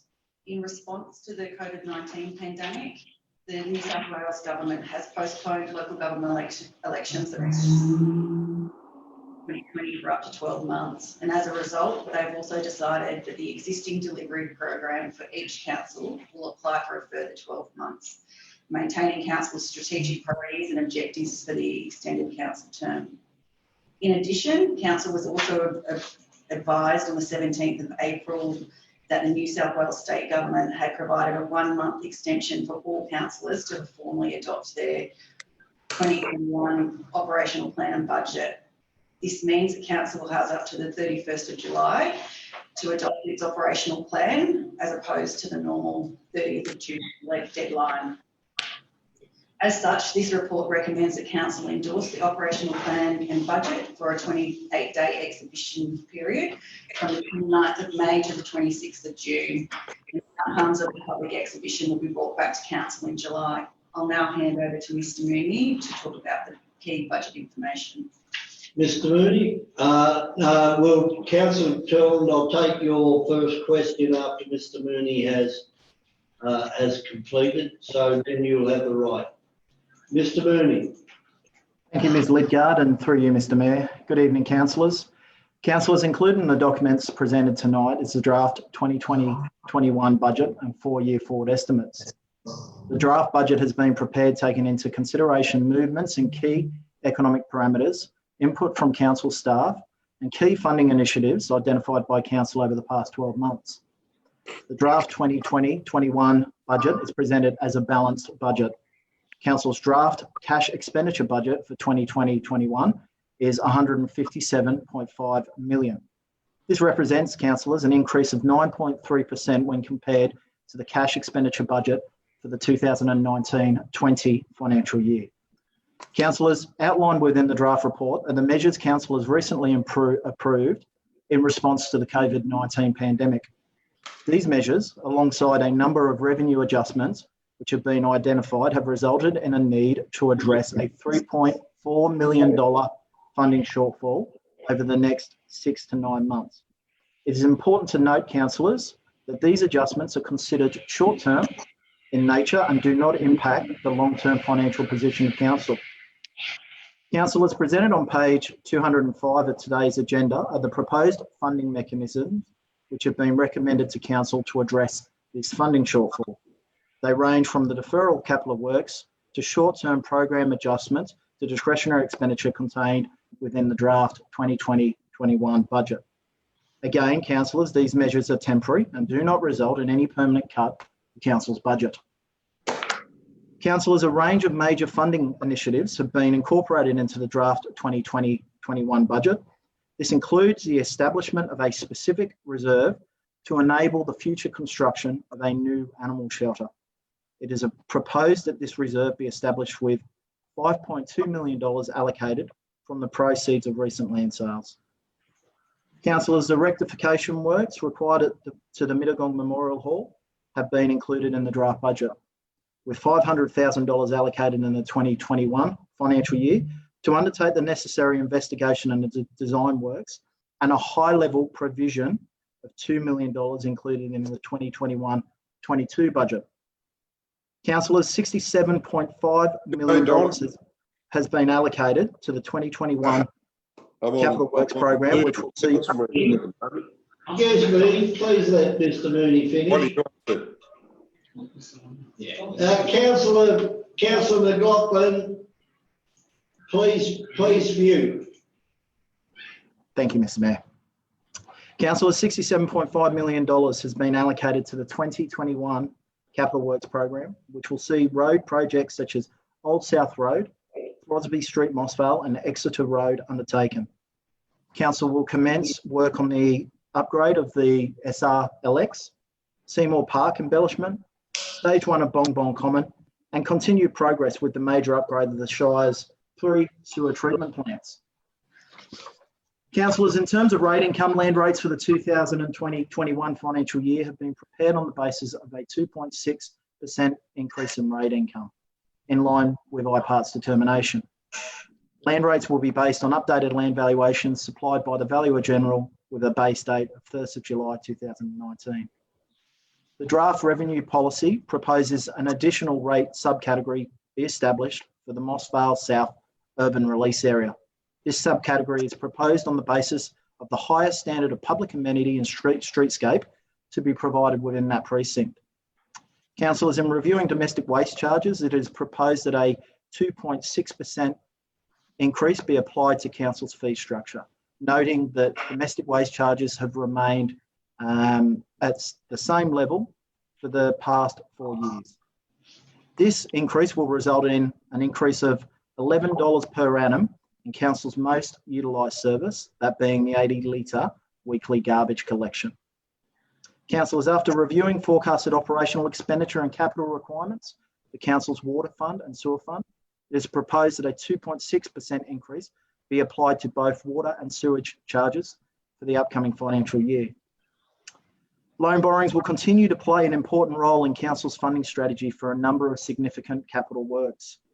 The draft 2020-21 budget proposes that council borrow $49 million over the next 4 years. This is being taken into consideration as part of council's long-term financial plan and complies with council's borrowing policy. A significant part of this package will be used to part fund major sewer infrastructure upgrades at Mossvale, Barrow and Mittagong. Mr Mayor, both Daniel and Ms Lidgard and myself will be more than happy to answer any questions that councillors may have. I know Councillor Turland has. Any other councillor? Councillor Scandrett. Councillor Turland, then Councillor Scandrett. Now, we're allowed more than one question, if I may. Yeah, well, I'll give you two on this, seeing it's the budget. Okay, well, the first thing is on page 109 of the budget, it says $5 million. No, not 109, must be the one back, 108. Where is it? Might be 208. No, there it is, 10. I've got the corner turned over, 1010.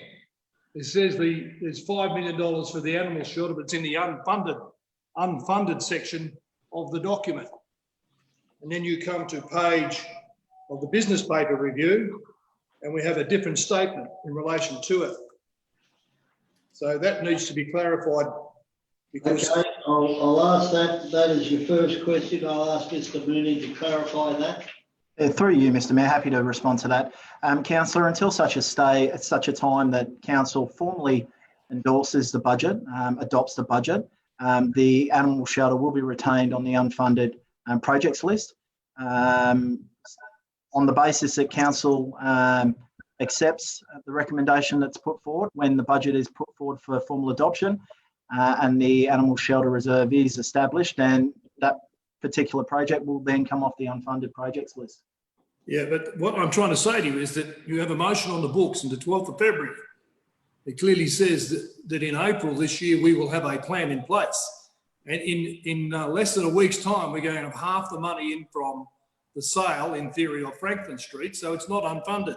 Exactly what's said in page 206. It's from the sale of the asset. So it is not unfunded. We have the cash. No.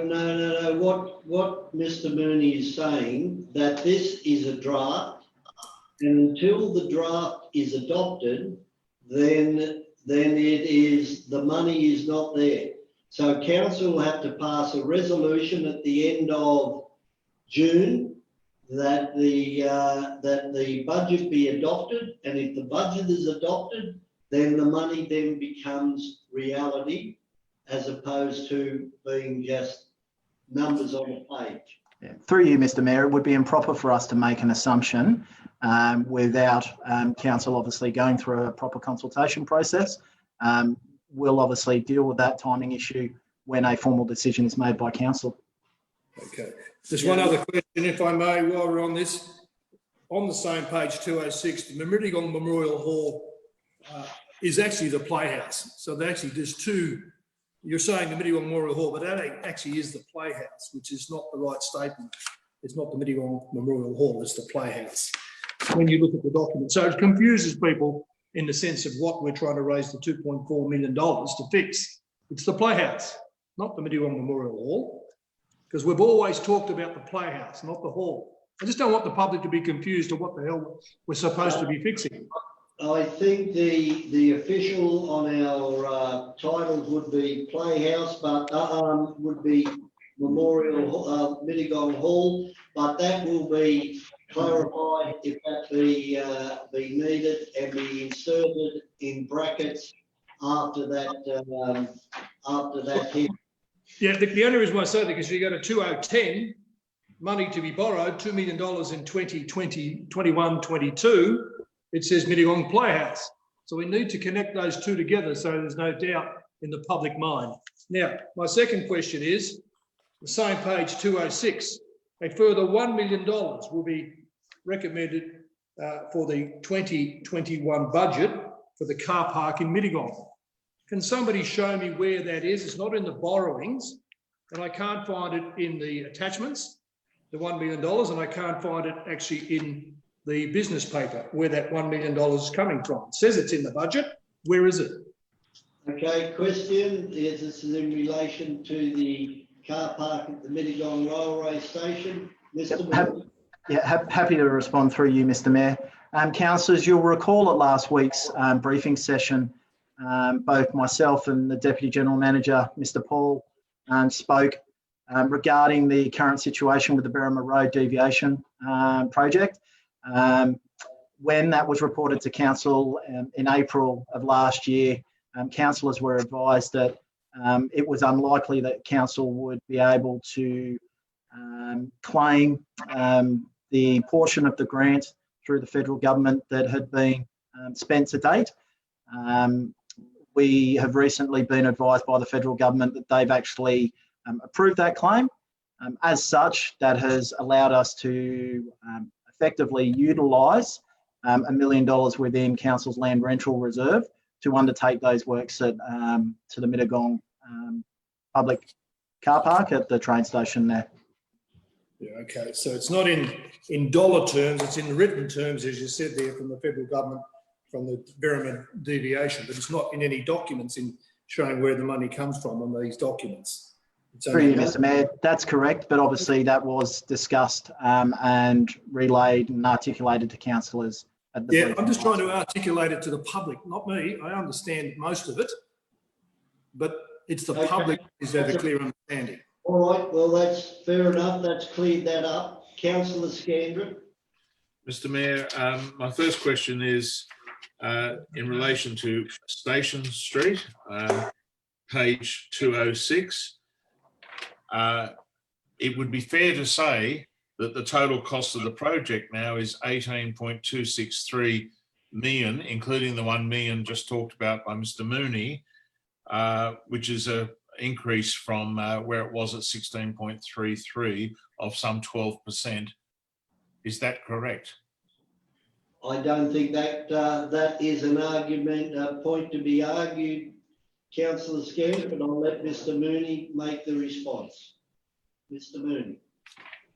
Through you, Mr. Mayor. Yes, Councillor Scandrett, you are correct. We've recommended that a further $929,000 be added to the Station Street project. An additional $1 million has also been allocated for public car parking in Mittagong, which is part of the draft heads of agreement. Is clearly stated within the report as such for transparency. Thank you, Mr. Mooney. My second question is the Barrel Memorial Hall, which sits in funded 3.5 million in reserves, but not being progressed, even though it's empty with no bookings, no occupancy, and it wasn't dependent on a grant, though we are seeking one. I know you're going to say that. Why can't we proceed with staging that hall renovation, the major works, whilst it's absolutely empty? So it's the same as the Playhouse, of course. Okay, thank you. I think that is really not about the budget. It's a question in an operation question, but I'd like it, but I'm advocating, Mr. Mayor, it should be made an active part of the budget because we should be staging it now. The major works with the roof and the floor. Can I just remind councillors that this is a draft budget to go out on exhibition. It is not a working document at this point of time. So until we get submissions in over the next month, those submissions will be taken into consideration and councillors may or may not choose to make a recommendation at that given time. Thank you, Mr. Mayor. How will we consult that? Can I just ask, segue from that? With no press out there at the moment that you're engaged with, how are we going to consult this? I would think Windsor Caribbean today with the next edition would be able to put in no, can't do it. That's always the deadline, Mr. Mayor. Then it will be done through normal channels, and that is you'll have to, like everybody, if you want to read the Southern Highland News, you'll have to go online. Mr. Mayor, will we be able to, as we've just done, Whoa. will we be able to? Alex, please, Miss Lingard would like to say something in relation to this. So we'll promote it as much as we can, given the COVID-19 restrictions, which includes our community update that goes onto our website. We'll do it through Facebook. We've also got an extensive email list of residents that register for e-newsletters. We'll promote it through that as well as Facebook. Thank you, Mr. Guard. I noticed we've recently done community consultations on the housing strategies, and they've been done online with Zoom. Any reason why we couldn't do budget feedback and briefing Q&A online? Thank you, Councillor Scandrett. Yeah, it's certainly something we can consider. Every option, every method of getting it out to the public for their comment will be done. It is to be transparent as we always are. Before we go to you, Councillor Turlin, is there any other councillors who wish, Councillor Nelson? Any other? Thanks. Just a question to Mr. Mooney, please, in relation to the emergency service levy for 2021, in regard to what's with the position that's occurring. Like last year, we had 125,000 deferred. What's happening this year, and what's our long-term budget implications for council in regard to the emergency service levy for council? Thank you, Councillor Nelson. Mr. Mooney. Through you, Mr. Mayor, Councillor Nelson, in response to your question, the level of increase in the emergency services levy, and for the broader audience, just to explain what that is, that's the statutory contributions that all councils are required to pay in relation to the Rural Fire Service, State Emergency Service, and also Fire and Rescue New South Wales. Those essential emergency services are effectively funded through a combination of council contributions, insurance agencies, and also the state government. Councillor, with specific reference to your question, we have recently been advised of a significant increase in council's contribution for the 2021 financial year. The advice that we've been provided is that contribution will be a tad under $1.2 million. Most concerning, council law, is that the rate of increase that council has experienced in the emergency services levy over the past 4 years now sits at around 60%. Given the situation with COVID-19 and in response to broader industry concerns, the state government have made the announcement that for the first year, so for the 2021 financial year, they will fund all increases in relation to the emergency services levy. That will ensure that for next year, council's contribution is maintained at $870,000. Effectively, what that means is that the state government is writing off the first year increase of approximately $300,000. Now, at this stage, councillor, there is no formal position that has been set regarding the subsequent increases in future years. If that level of increase is to be maintained, then across the course of council's long-term financial plan, it effectively creates a funding shortfall of approximately $3.1 million. That is something that council will need to carefully consider in terms of the breadth and the quality of services that it provides to the community, without any additional funding stream coming through the state government. It goes without saying that increase would need to be funded through general rate income. So certainly an area for us to closely monitor and provide feedback to council as to any further announcements from the state government. Okay, thank you. Questions, Councillor Whipper? I was just going to second the motion, Mr. Mayor. Okay, well, I'll still take questions. Councillor Turlin, then Councillor Scandrett. On page 125 of the attachment, if everybody could open it. 125, the attachment. Yes. Now, what it is, that's the fees for sporting fields and grounds and halls and such. If you look at 204 of the business paper, in what we approved last week, there's no mention about waiving the fees for the sporting fields, but some of these organisations have already paid but then can't play.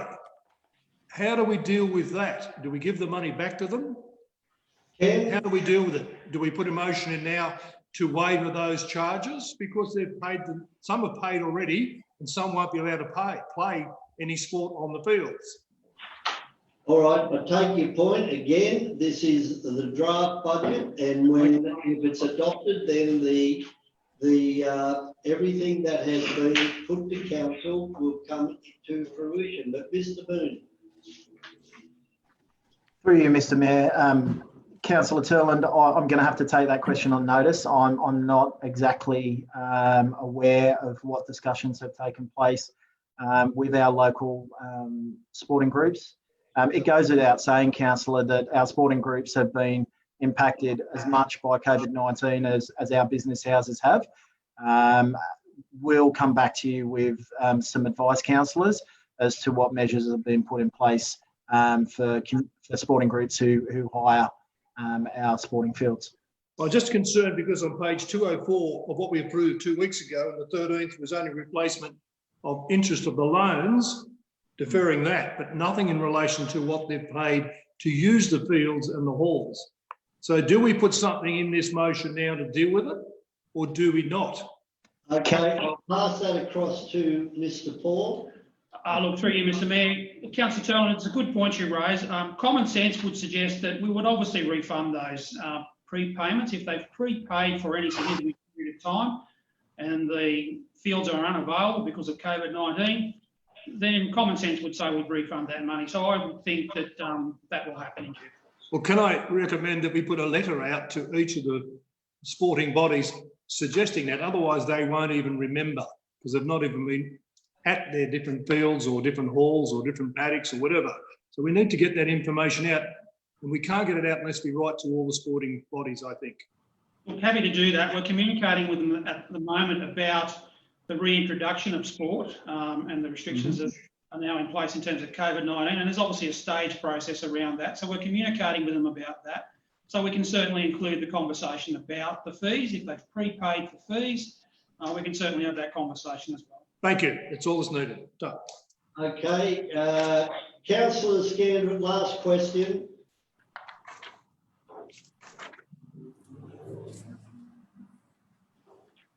Councillor Scandrett. He's on mute. You're on mute, Councillor Scandrett. Councillor Scandrett. Thank you, Mr. Mayor. On page 28 of the attachment, you'll see page 16 of the report, and it says, undertake OP 024, undertake a review of all farmland rating properties to ensure they comply with section 515 of the Local Government Act. Could staff just elaborate on what the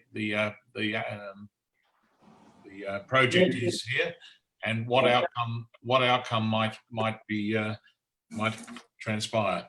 Well, I'll put that across to Mr. Mooney, but my understanding is that through the drought would give a false representation of true agricultural land. But Mr. Mooney. Through you, Mr. Mayor, and an apt description of the current situation with that. That's a particular project that is currently within the 1920 operational plan. Councillors, as you would be aware, there are very stringent conditions that a property must meet for eligibility for farmland rating in accordance with the Local Government Act.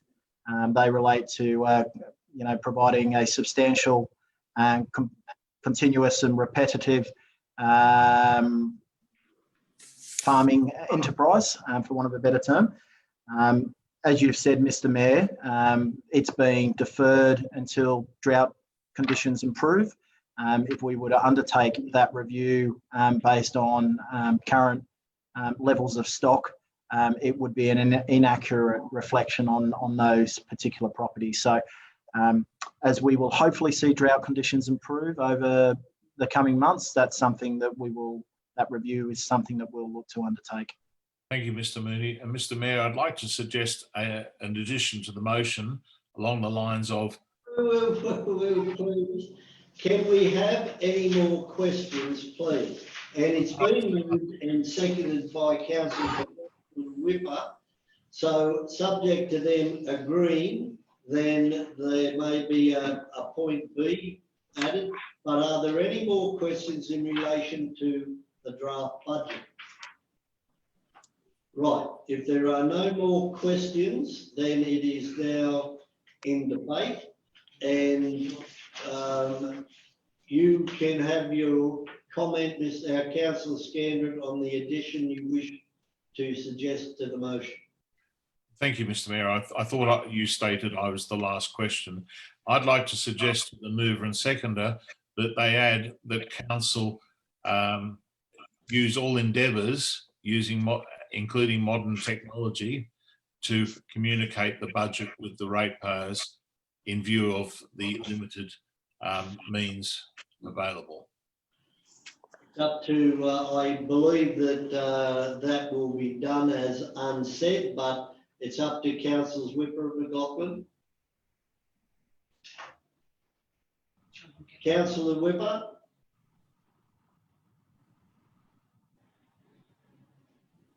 Councillor Whipper? Okay. I'll go along with the mover of the motion. I'm not fussed either way. I believe it'll be done anyway, Mr. Mayor. I don't know whether we're telling staff how to suck eggs or not. Okay, so will you, Councillor McLaughlin, will you consider including that or just leave the motion as is?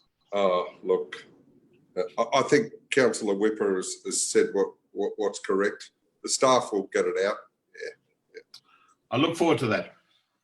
Okay, anybody else to make comment to the budget? Then, Mr. Mayor, I will. you would like to make comment? Yes, Mr. Mayor. Councillor Scandrett? Mr. Mayor, the budget looks as though it's covering a lot of bases. I would have liked to have seen a bit more expenditure in the sports and facilities area. For example, we've got a number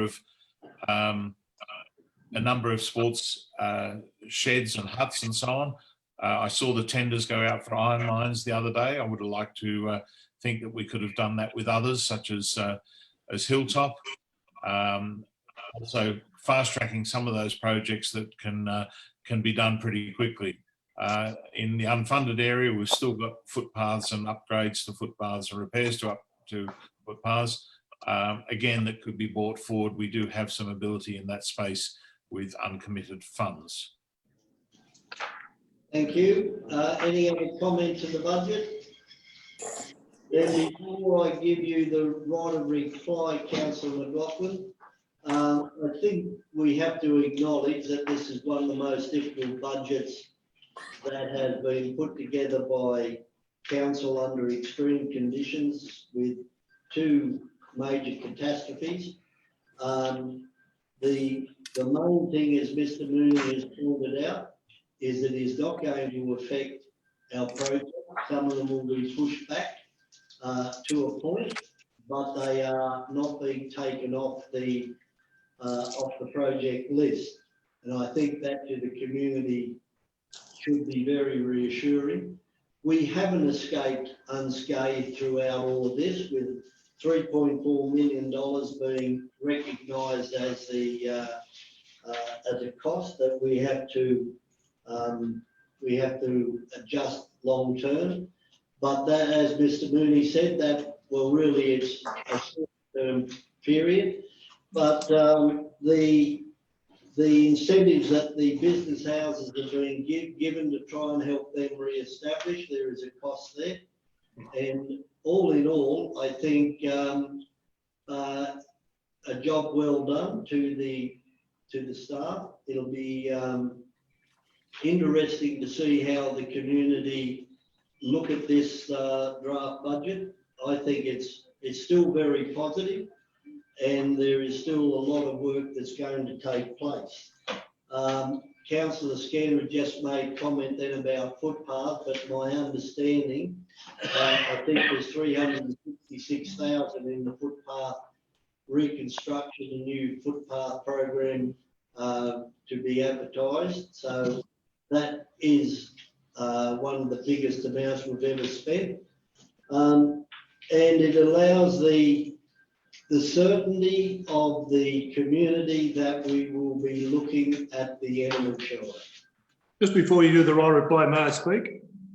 No, well, I am speaking. So yeah, the right reply is McLaughlin. No, please, Councillor Turlin. There is the monies that is earmarked for the commencement of high feasibility study and planning for the animal shelter, and it's not going to happen in the next 6 months.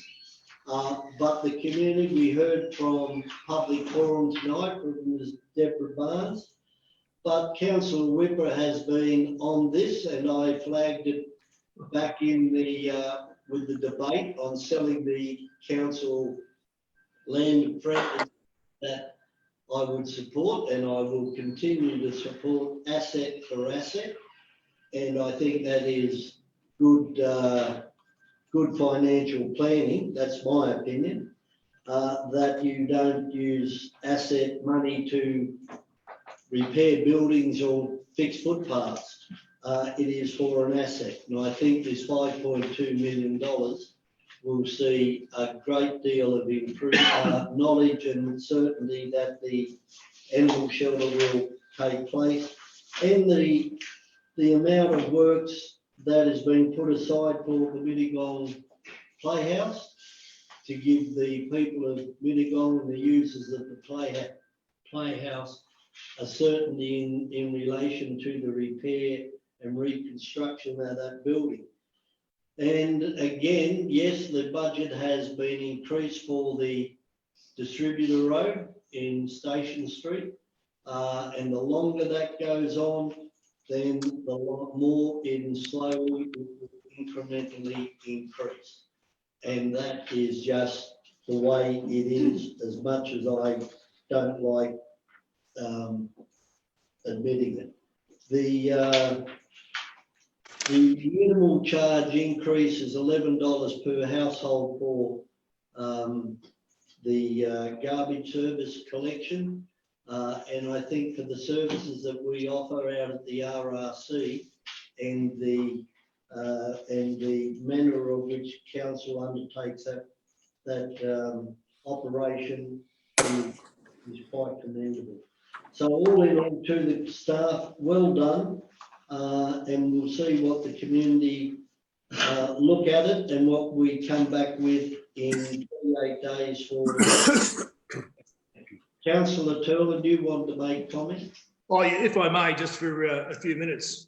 Look, we know from the Office of Local Government and the Local Government Association, Linda Scott had mentioned there's $288 million that could be borrowed by councils to stimulate their local areas. At this stage, looking at our document here, we are only borrowing $8.26 million, and we could bring projects forward by using the funds that the government's going to bring to every council if they wish to bid for it at a very, very cheap rate.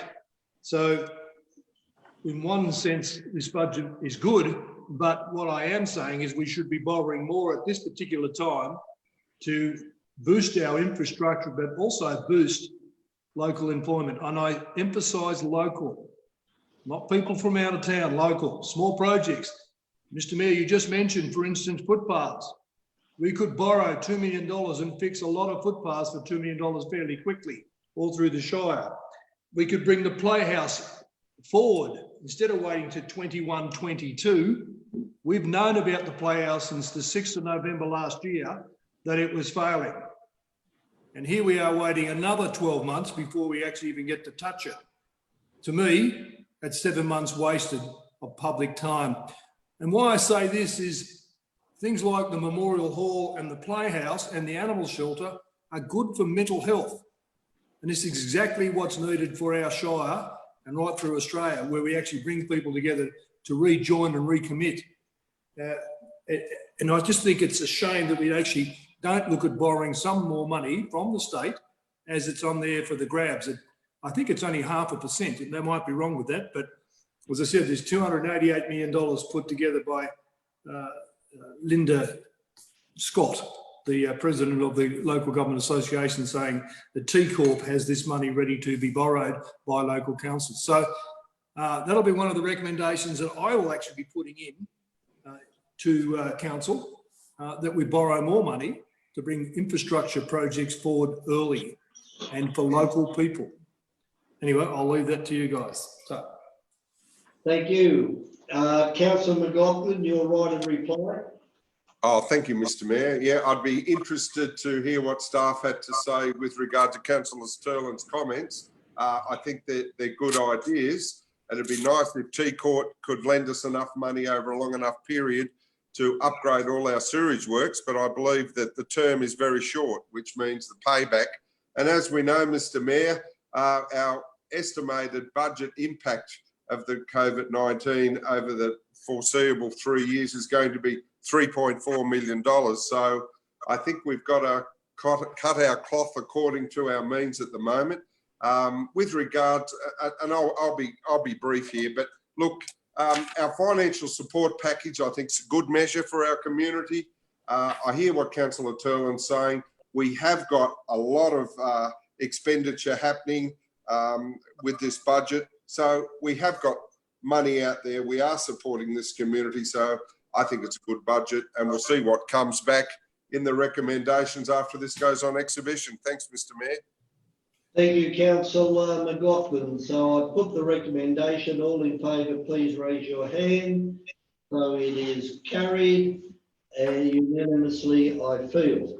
We move to 12.2, post-exhibition amendments for senior housing at Wiseman's Road.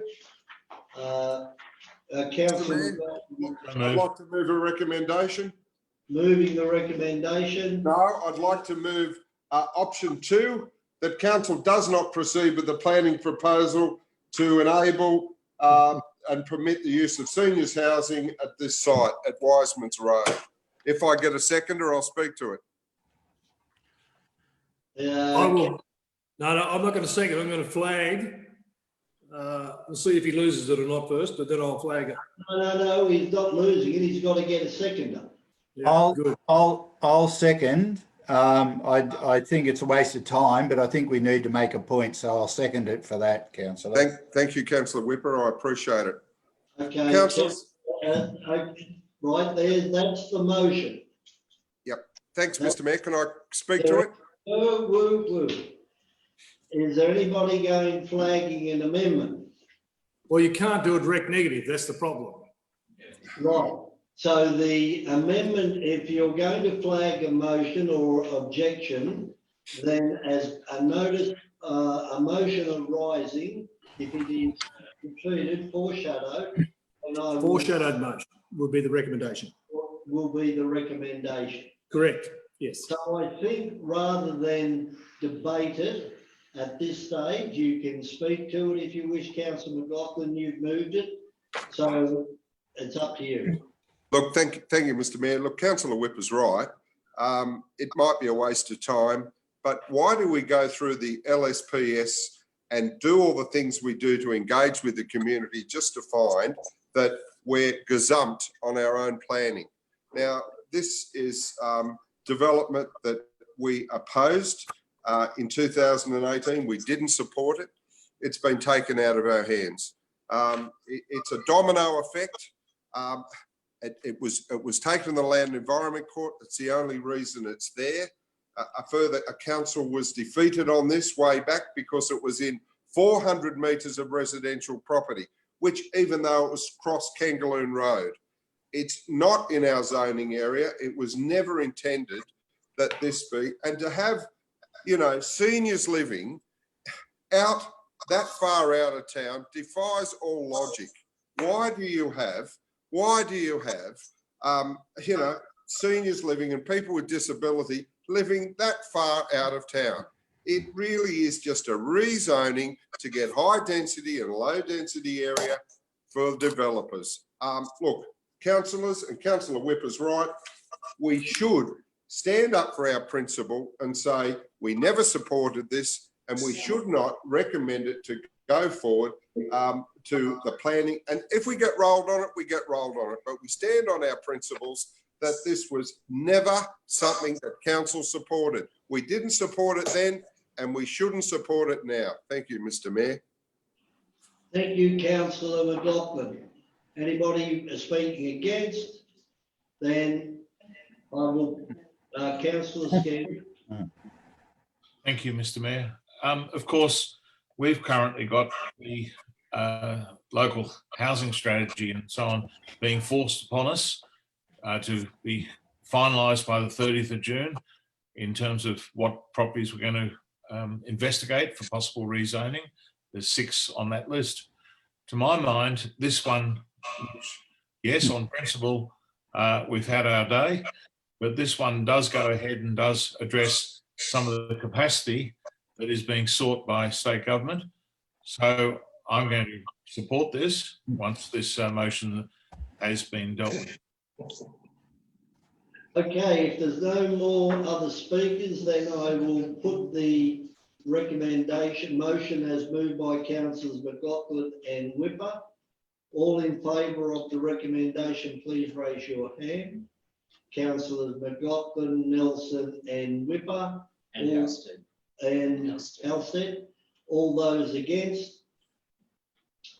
Councillors Andrew, Turland, Andrews, Gare and Councillor Marquardt. Are you voting which hand up? Sorry? You're muted. Maybe he's muted. So I'll put it again just so. I'm having some delays with my system. I'm having some delays with my system, some technology issues. I'm voting with Councillor McLaughlin and with that. Okay. So I put the recommendation. No. I'll put it again, so because we couldn't understand you, Councillor Marquardt. The motion? So all in favour of the recommendation, please raise your hand. It's the motion, Mr. Mayor. That's the motion, the recommendation. No. The motion is moved by Councillor McLaughlin. So it's Councillor McLaughlin, Councillor Nelson, Councillor Whipper, Councillor Halstead and Councillor Marquardt. I declared the motion carried. Correct. You beauty. Well done, councillors. Not before time. Good on you. Okay, we move to 12.3, post-exhibition. Happy to move that motion, Mr. Mayor. I'll second it, Mr. Mayor. Do we have an Councillor Scandrick, move. Do we have an introduction, please? Seconded, Councillor Scandrick. Do we want an introduction, please? Mr. Pepper. Thank you, Mr. Mayor. Councillors, the purpose of this report is to report back to council the results of the public exhibition of the planning proposal and public hearing for the reclassification of an allotment or proposed allotment of land to provide access to the future Southern Highlands Regional Gallery located at Retford Park.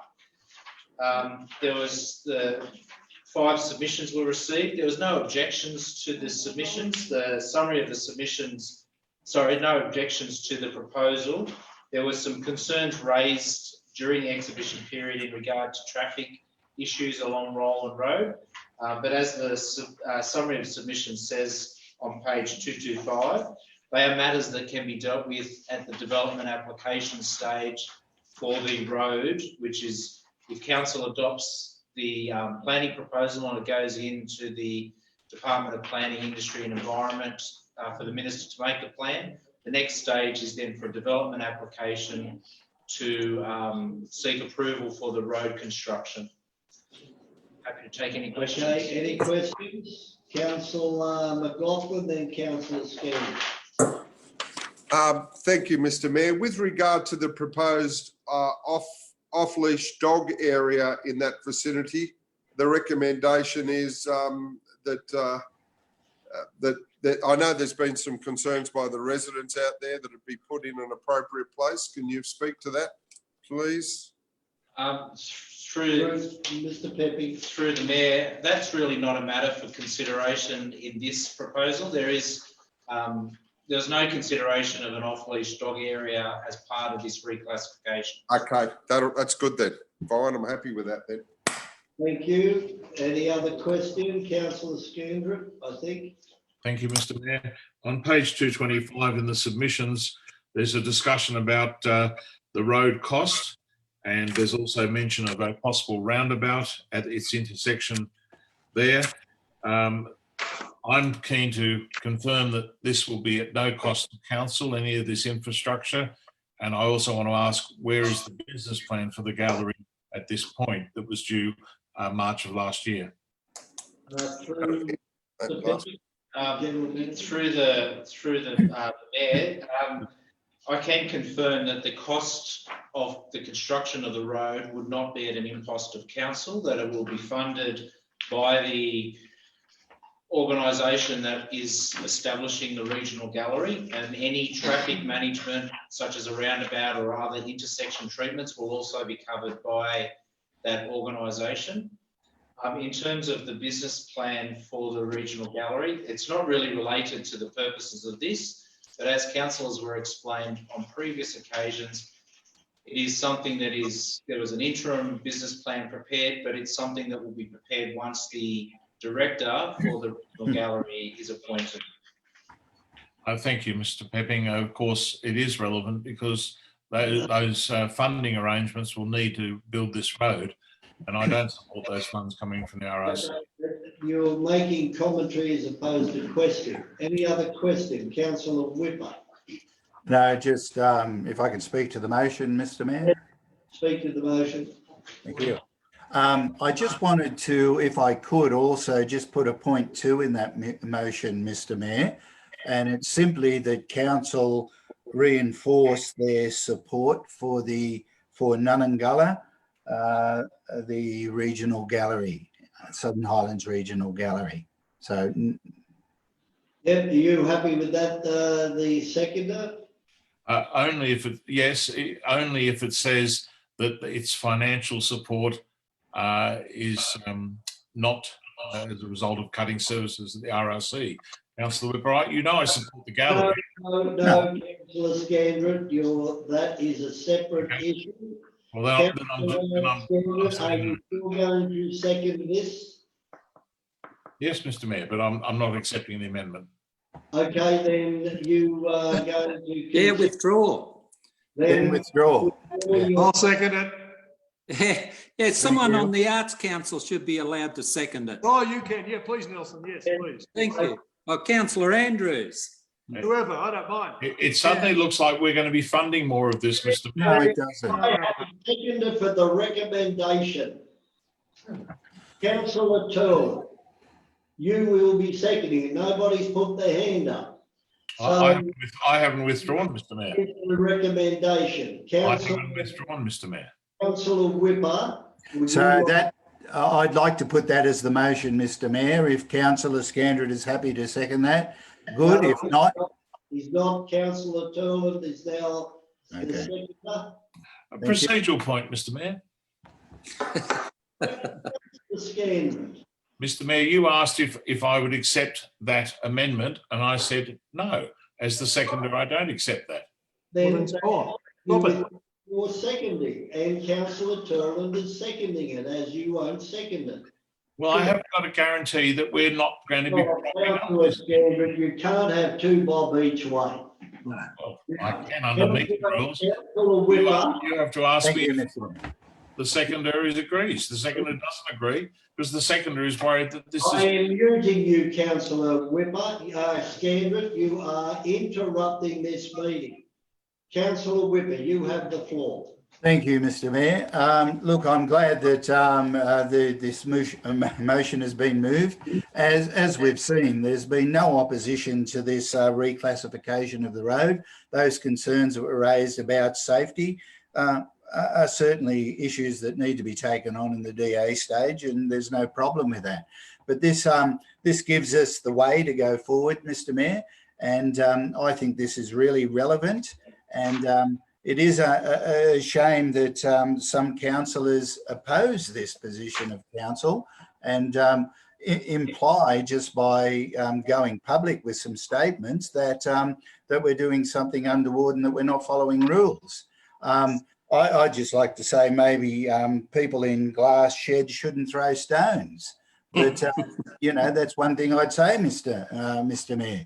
But this is very positive, and I agree with statements made by Councillor Turland earlier that this is going to boost the economy of this shire and the arts and the culture in this shire enormously. And there's no doubt in my mind that council won't have to dip into their pocket for this project. We've committed in principle and financially for $2.5 million to get this up and running. And that's a good thing because I think we'll multiply the financial benefits of this project over time without doubt. So thank you, councillors. Hear, hear. Thank you, Councillor Whipper. Well said. Now, any other speakers for the motion? Against? Then I put the recommendation. All in favour, please raise your hand. So all councillors are voting in favour of it. Is that correct? Except yes. Councillor House. Councillor House said? Ian voting yes. Okay, thank you. Carrie. And I wish you all the very best in continuation the Regional Gallery Committee. 12.4, post-exhibition planning proposal to reclassify Kirkin Street, Moss Vale. Move that way, Mr. Mayor. Move Councillor McLaughlin, seconded Councillor Halstead. Is there any discussion? All in favour, please say aye. Aye. We are on to 12.5, compliance investigation of earthworks at 144 Mount Morton Road, Bureau. I believe councillors. Do we need an introduction? Well, Councillor has declared. You're decreeing. Local Government Act, he has to be excluded. Done. Right, question. Mr. Wilton. Do you want an introduction? Through the chair, the purpose of this report is to consider the outcomes of a compliance investigation that was undertaken as a result of a council resolution in 2009 in relation to some alleged illegal earthworks undertaken at 144 Mount Broughton Road, Wirral. Council was resolved in February 2019 to undertake an investigation into the construction of a building pad or earthworks associated with a farm building and to determine whether the earthworks undertaken were compliant with the relevant standards. That investigation was undertaken by council staff on the 8th of July 2019, following outcomes being reached in relation to planning decisions concerning a modification to the location of the farm building and also the building size. A review of determination was considered under section 8.2 and was lodged by the applicant in December 2019, which was also determined by way of refusal by full council. Now that all applications relating to the farm building have been dealt with accordingly, with outcomes of the investigation now being reported to full council and are reported in this report this evening. Council staff utilised existing active consent, being DA 10/0414.02, and also the standards under the State Rail Planning Policy, exempt and compliant development codes 2008 as compliance. Specifically, we use clause 2.29 and 2.30, which relate to earthworks, retaining walls and structural support. The summary findings of the investigation found that the earthworks were to the north of the approved shed location. The footprint of the earthworks were 3 times larger than the footprint of the original approved building, being 1,250 square metres as opposed to 435, which was approved under the original consent. The cut ranged between 7 to 850 millimetres over a distance of 5 metres, which is outside the standard of 600 as prescribed by the SEP. And the fill ranged from up to 1 metre at the highest section over the fill over 5 metres outside of the standard 600 millimetres. In this report, council staff outlined 6 options available to council, including a number of regulatory tools varying from PINs, notices, development control orders, court attendance notices, on this occasion. And staff have also recommended that a Development Control Order 3 and 10 be issued, which will remove the PAD and reinstate the land.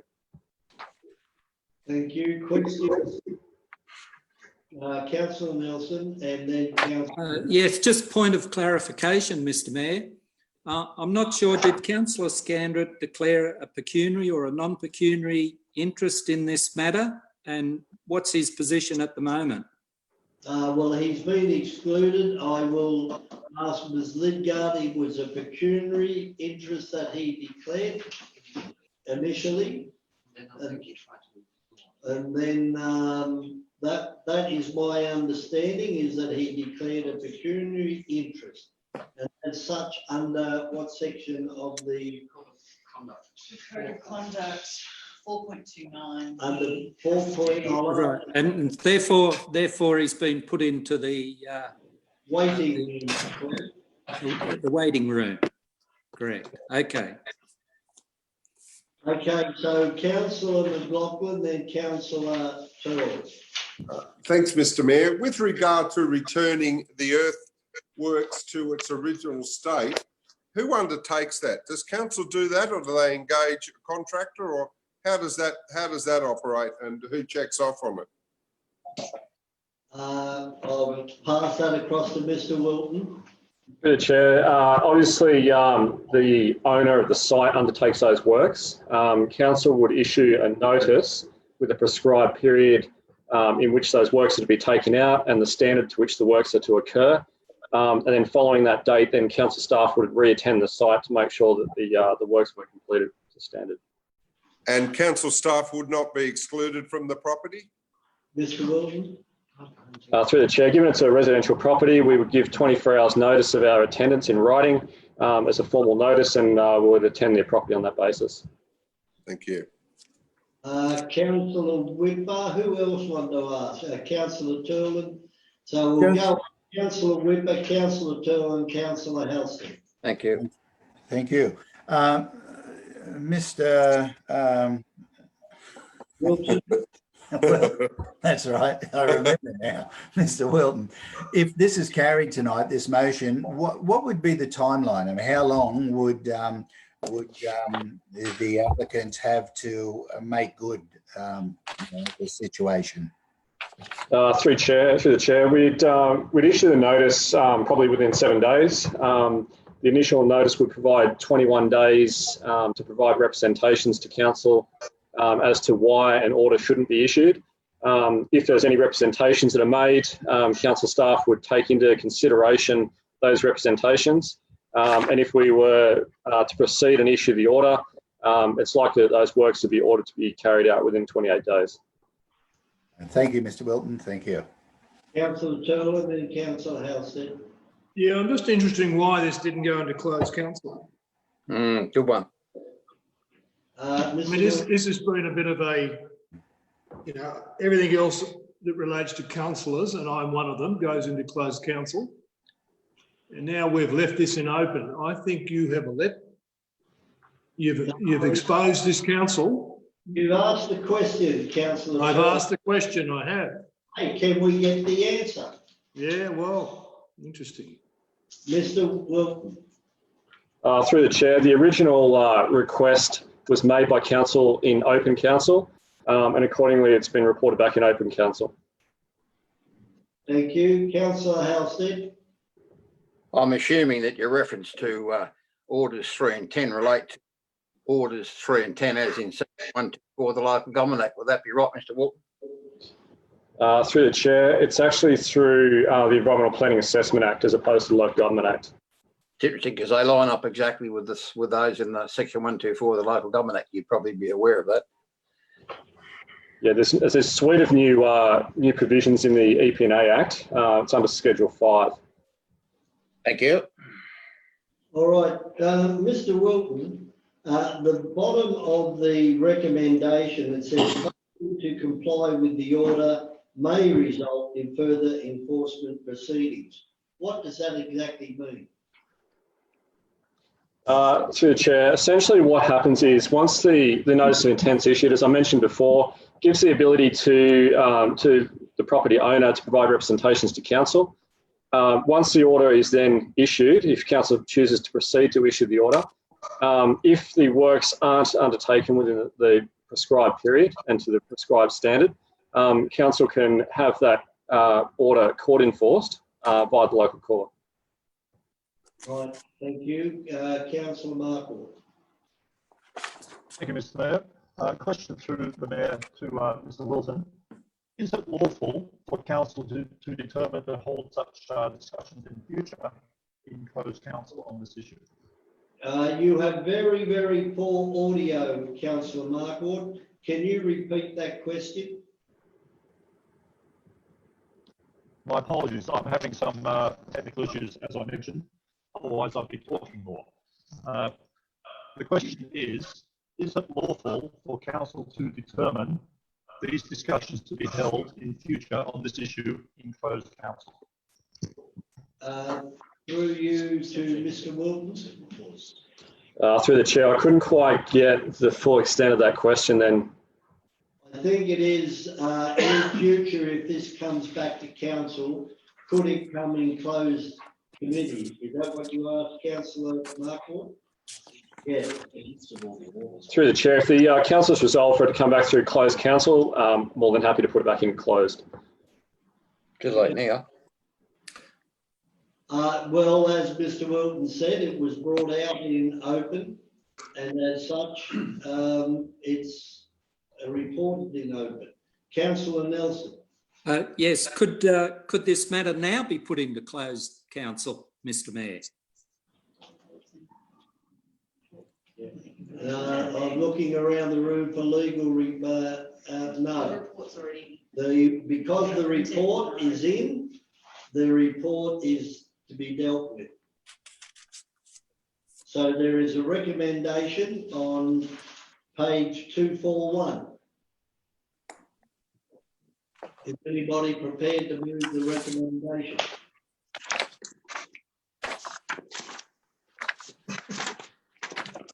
Yep, I'll move it, Mr. Mayor. Okay, move Councillor Nelson, then Councillor Whitmer. That'd be item, Is there any option 3 on page 246. And Councillor Nelson is moving option 3 Which is on what's two. the recommendation? That is the Basically, the recommendation. So really, you're moving the recommendation. Which Yes. is option 3. Okay. Is there any discussion? Then I'll put the recommendation. All in favour of the recommendation, please raise your hand. Councillors Andrews, Markwart, Turland, Whipper, Nelson, Gare, McLaughlin and Halstead. It's carried unanimously. Okay, we will let Councillor Skinner back in. Whipper. We are now moving on to Councillor Scanlon comes in, but we move to page 254, the legal report. So we move on to Councillor Scanlon comes in relation to the legal report. So 254, the legal report. It's on Facebook in the background. If we could stop that, please. Somebody's putting this up on Facebook. So whoever's putting it up on Facebook, can it be stopped? It has been stopped. It's still up on Facebook. 30 seconds. I wonder who that is. Naughty. There is a councillor who is looking at this on Facebook, or who has been and hasn't turned it off. Would you leave your chair and go and turn it off, please? Is that better? Just mute it now. Okay. Then the council standard has muted. So is any questions in the legal report?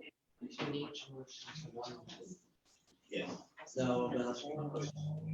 No questions. Then we have a recommendation that we go look at the be received and noted, or that the be considered enclosed. Oh, it has to be both. Yes, it does on this one. Thank you, Madam General Manager. Moved Councillor McLaughlin, seconded Councillor Markwart. Is there any discussion? Put it, all in favour, against, carried. We now move on to page 16.1, moved by Councillor Halstead and seconded by Councillor McLaughlin, Turlin. Any questions in relation to the traffic committee? Put it, all in favour, those against, carried. We're on to 16.2. Same way, Councillors Halstead and Turlin in relation to the traffic committee meeting held on the 5th of May. Any questions to that? And I put it, all in favour, those against, carried. We're on to questions with notice, road closures and Mr. public. Mayor, I did have my hand up quite clearly. Which one, Councillor Scandrick? The traffic. Oh, okay, then if that be the case, then I will go back and ask it to be resubmitted for a question that I didn't see. Somebody moved, okay, Councillor Scandrick is moving and seconded by Councillor. I have a question, Mr. Mayor. To go back for reappraisal, move and put it, all in favour. No, Mr. Mayor, I have a question. Scandrick, please, I've got to do it correctly, Councillor Scandrick. Meeting procedure is that it has to be resubmitted because I had moved on. I have resubmitted the motion. I am now asking you to put your question. Thank you, Mr. Mayor. Could staff update council on the LATARP event? My God. I mean, the report's quite clear, but is this event going ahead? Unlikely. And because it impacts, there are concerns of the impact on the Barrel Classic. Councillor Halstead. I can't believe that question. I can understand why it's been put, but it's called get your crystal ball out and gaze. No one would have any idea what's happening in November, but this is the proposal that would occur should it go ahead. Did it have the support of our tourism? Going into that. No. Thank you. Thank you. I'll put the recommendation now as moved by Councillors Halstead and Turlin.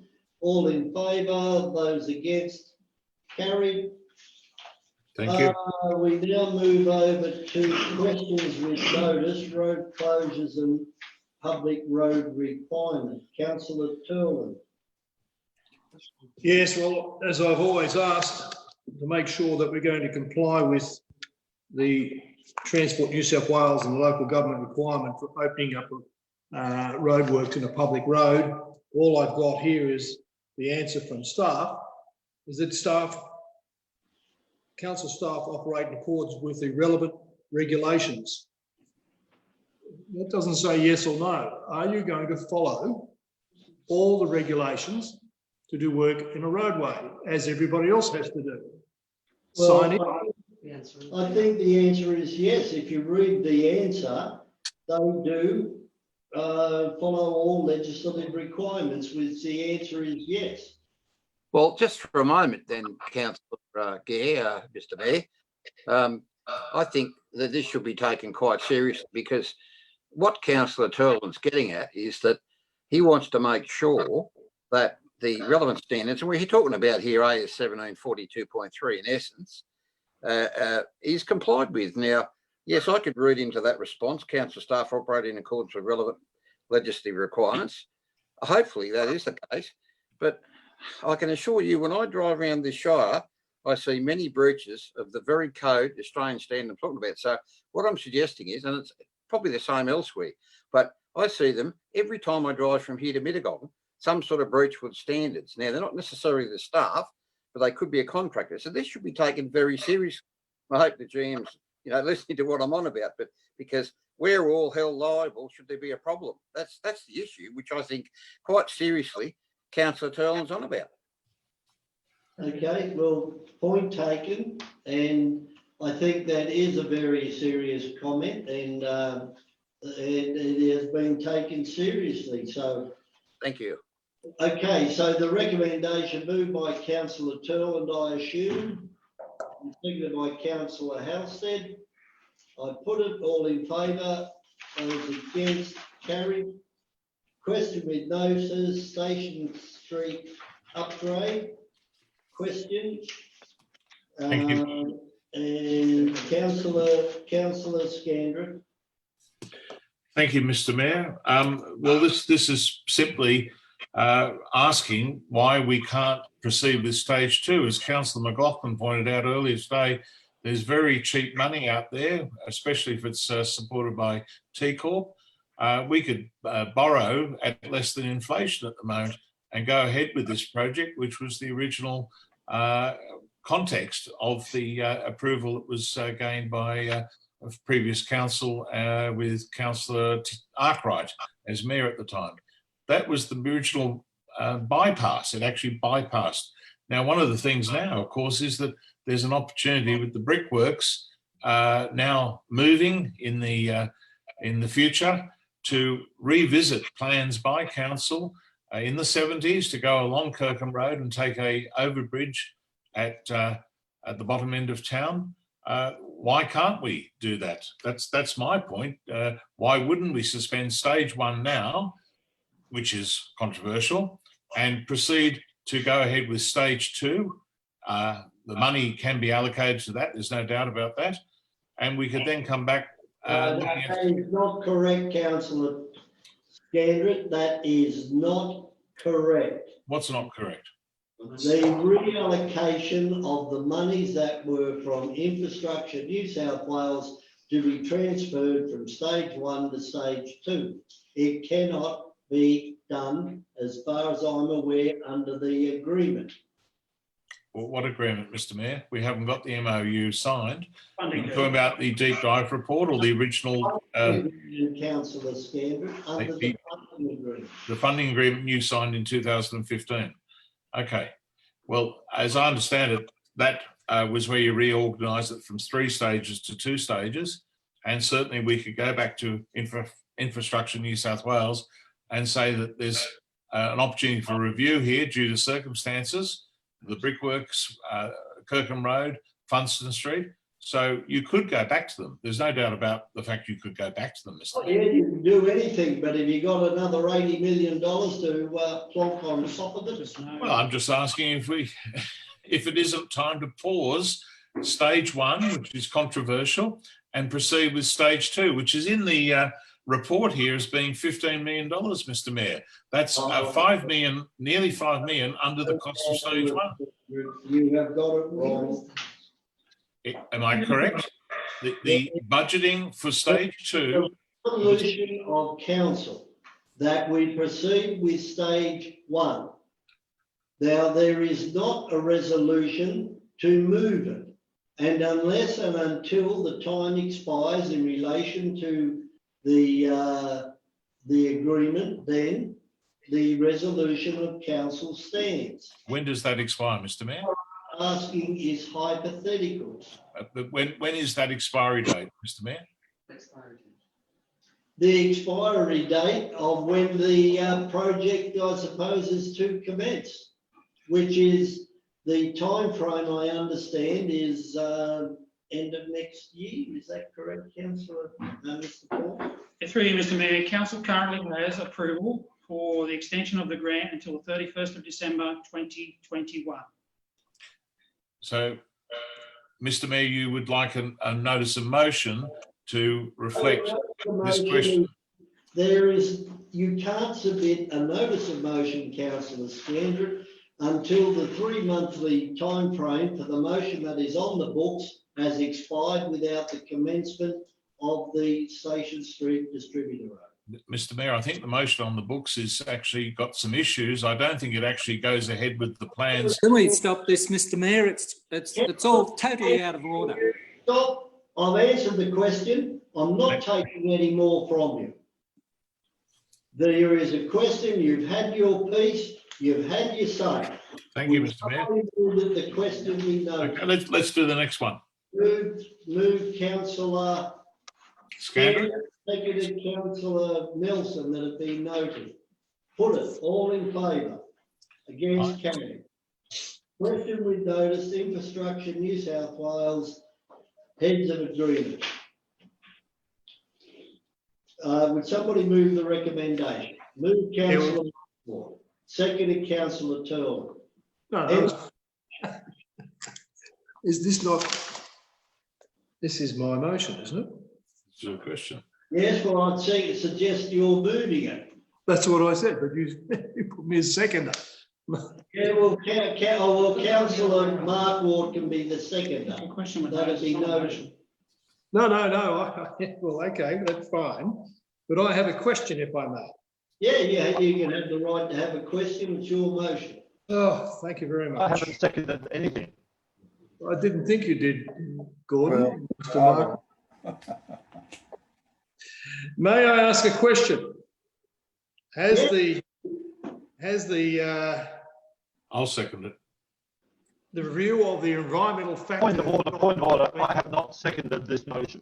I know you did. I'll second it. Councillor Scandrett has seconded. Has the review of the environmental factors been completed as required by Infrastructure New South Wales? Through you, Mr. Mayor. The document is very extensive. It is undergoing a final review by the relevant staff at the moment. So the answer is no, it is going through a final review by staff to make sure that it is complete and correct. So I would assume that will then have to go to Infrastructure New South Wales and on public exhibition. Would I be correct? Councillor, there's no requirement for it to go on public exhibition. We will need to correspond with Infrastructure New South Wales. Once we are in a position with the heads of agreement sorted out, to get back to them so that we can deal with the issues raised in the deep dive review report, yes. But the review of the environmental factors would seem it's going to be reviewed by the same party who's writing the document, no external party. No, the REF will be reviewed and signed off by a council staff member. With no public consultation? Yes. Well, there's no need. I would think there is a big need, Mr. Mayor. Anyway, okay. All right. You've answered the question.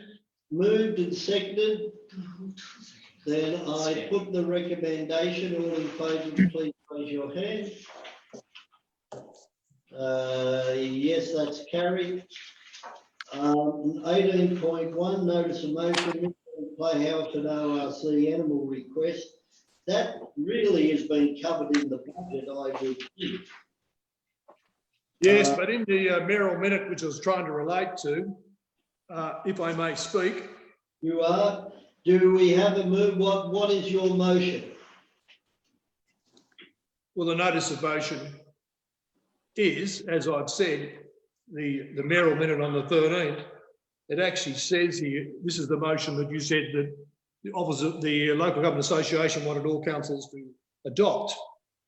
And in that it says that to achieve, I'm just trying to find the point, where it says to financial grants, 1%, to help maintain essential services and so on. But it also goes on to say, let me find where I had it highlighted.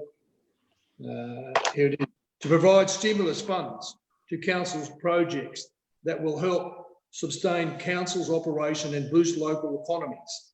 So this is the second or third paragraph from item 2 of the mayoral minute, which is what I was trying to say, is that we have the opportunity to borrow money very cheaply at 1% to move these projects forward, not wait to 2021. Before you do, because you're speaking to it, I need a second for Councillor Turlin's motion. I'll second. Seconded. Councillor Turlin. So what I was trying to say is that we should now be writing to the state government for financial, as per the mayoral minute put together by Local Government Association, wanting all councillors to verify, as we did on the 13th, saying well, we would request some funds for the playhouse and the animal shelter to see if we can borrow that money at a very cheap rate. Now, it's not in the budget review. We know that. We went through that process. But your mayoral minute, as put together by the chairman, Linda Scott, exactly says that it's to stimulate the local and boost the local economy. These two projects will do both of that. So that's the reason why I put this forward as per the meeting of, well, we had the finance meeting after. We had the mayoral minute come through on the 13th. It was the weekend after. So maybe it should have been ordered a little bit different, but I still think we have an opportunity to go now and ask for the government for the money at 1% if they approve the funding. But T Corp, for instance, is one way you can borrow. Linda Scott has also said there's $288 million out in the marketplace that we can borrow through T Corp. My view is that we should be looking at all those opportunities now to bring different projects forward to help our community, as I said before, for the mental health, get these people back in doing what they normally have done, getting out in the fields and acting, helping the animals, all those sorts of things. Anyway, I'll leave that for you guys to consider, but that's what my recommendation is. Thank you. Councillor Whipper. Thanks, Mr. Mayor. I'm just not clear because although I agree with the points raised by Councillor Turland, the motion that he's putting forward certainly doesn't reflect that. So I'm just trying to get some clarity around what the actual recommendation is. It may be that we agree to approach TCOR, to consider a loan, whatever, but that motion doesn't do it for me. Yeah, okay. Can I answer that, Mr. Mayor, to Councillor Whipper? Yes, you can clarify. Yeah. So in the mayoral minute of the 13th of May, second dot point on second item, it gives a statement about how funds could be raised through different grants, financial assistance grants, at 1%. Mm-hmm. This is the request from Linda Scott, the chairman of the Local Government Association, for state and federal grants. Councillor Turland, just before you go on, I think for clarification, you may have the T Corp funds are more complicated than just borrowing, as I found out as well. But I take that on board. I'll ask Mr. Paul to clarify, not enter the debate, but clarify in relation to borrowings.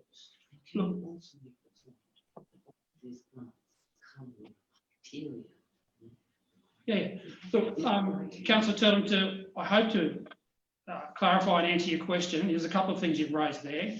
Look, a couple of quick comments. We have the biggest capital works program in the history of Wingecarribee Shire Council over the next 3 years. Can we add to that? I guess we could. We'd have to have the capacity to do that. In terms of borrowing, we are proposing to borrow for the Mittagong Playhouse, Mittagong Memorial Hall, whichever you'd like to call it. In terms of the animal shelter, Council has made provision in its 2021 budget with the funds from the sale of Franklin Street to fund that project. The final comment I guess I would make is borrowing money is one thing. You then have to have the capacity to pay it back. So if you borrow and accelerate your capital works program, you effectively, as you would know, forego future capital works and do them up front. And then you have to pay the principal and interest going forward. So that then reduces your capital works program in future years. Now, there is obviously some benefit in that, I guess, in terms of stimulating the economy, but I'll say it again, you have to have the capacity to be able to deliver that. And those projects need to be shovel ready. So there are a few challenges there. In regard to LG New South Wales, I haven't got the document that you're talking about in front of you, but I believe, and I'll be corrected if I'm wrong, that they're talking about 1% of GDP for the financial assistance grant. I think that's where the 1% comes in. It's not about the rate of interest or the rate of, that the T Corp loans will be charged at. And as the Mayor has also indicated, the T Corp facility has got some hairs on it in terms of there are restrictions on the time frame that you can borrow for.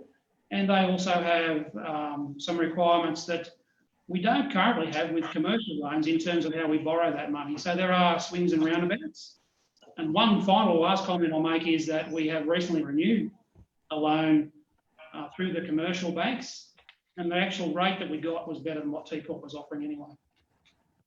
Okay, so just to clarify, and I understand where you're going, Councillor Tillman, but I'm not going to enter the debate at this stage, but I just wanted to get that clarification so councillors are aware that T Corp is not necessarily the golden egg. It's not free money. Okay, Councillor Tillman. Well, I don't mind altering the motion, but what I was trying to explain, as your mayoral minute 2 weeks ago clearly says, to provide funding to councils for projects that will help stimulate council's operation and boost local economy. This will be achieved by increasing and bringing forward funding under the existing programs and for new programs. So T Corp, put it aside. I'm happy with that. But if we have an opportunity now with very reasonably priced money, and it does say in second item it's 1%, it doesn't mention GDP, that might be T Corp's statement.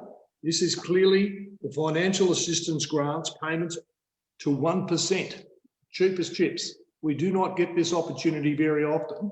And if you look at the two projects, the Playhouse That's the is federal. a building renovation alteration to the problems that are on the site. It doesn't have to invest in using council staff. It's contractors that can do that work. And the animal shelter, the majority, once we find a property to put it on, will be prefabricated units come on site from different contractors that make these particular shelters already off the shelf. We're not going to be building with bricks and mortar. We'll be buying it in kit form, as other shires have done. So there's an opportunity for both of these projects to be brought forward. I think by leaving the Playhouse and also the animal shelter to 2021 is way too long. These two projects should be brought forward if we have the opportunity. We have the money, we can borrow the money, and if we can pay it back once Franklin Street has been finalised. The first payment of that $2.5 million comes out, I believe, about the 2nd of June, in a week's time. So we have the ability to move forward if we had a property from the staff in relation to the animal shelter, but the Playhouse is also in the same motion. It was approved on the 2nd of February. So some of that money can come from the sale in a week's time to fix the Playhouse. Now, it is in the motion approved on the 2nd of February. Both of these two projects are in that motion approved. So the animal shelter might have to drag on a bit longer because of we don't have a property, we don't have a report yet, but the Playhouse is just sitting there waiting to be fixed after 7 months. Thank you. Any other councillors? Councillor Nelson? Thanks, Mr. Mayor. Look, could you clarify with me? Do we have any land allocated for the animal shelter? No. So there's no land allocated for the animal shelter. So the question is, how can you prepare a report, plans, budget for an animal shelter if you don't know what you're going to build on? So you can't move forward with this as it is. The sentiment's good. We are moving with it in the budget. As Mr. Paul said, you're restricted by the amount of funds that you can borrow. So we need to know more about that. I just don't know if Councillor Turlin's done enough homework on this and consulted with it, but I'm a bit like Councillor Whipper. I'm a bit confused with it. The sentiment's there, but there's a lot of questions to be asked. Thank you. Councillor Whipper? I think Councillor Halstead had his hand up first. Yeah, there seems to be some reason you can't see me, Duncan. I don't know what it is, but the only one that seems to see me is Mark Pepping. But anyway, that's beside the point. Look, I support the sort of, not only the sentiment, but the actual move towards these projects. Now, what I'm not too sure of, and you may be as mayor, because you seem to be in the in brigade at the moment in terms of political information, but like the federal government's made it very clear in the last week. So that'll be since whatever document that Councillor Turlin's talking about. In the last week, it's been made very clear that local government's going to be given the job of spending a whole lot of financial resources which are going to be made available from the Commonwealth. Have you heard anything about that in the last week? Because that would seem to me fits the bill for exactly what Councillor Turlin's talking about.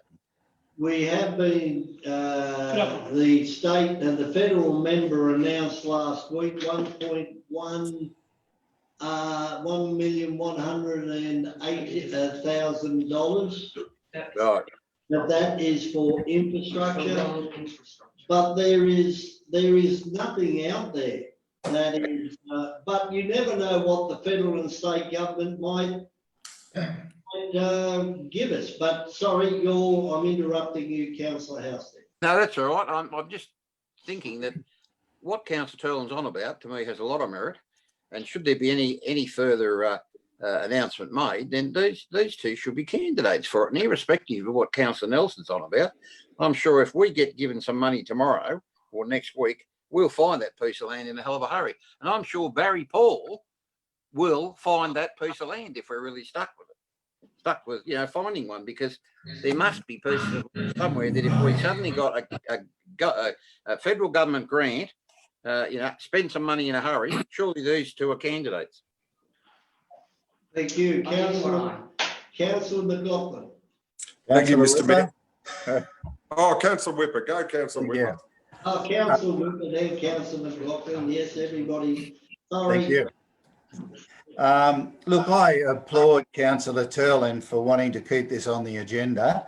And I go back to a statement that Councillor Nelson made about not having land. Well, the motion that was moved in February did ask for a report so that we could move the identification of that land along.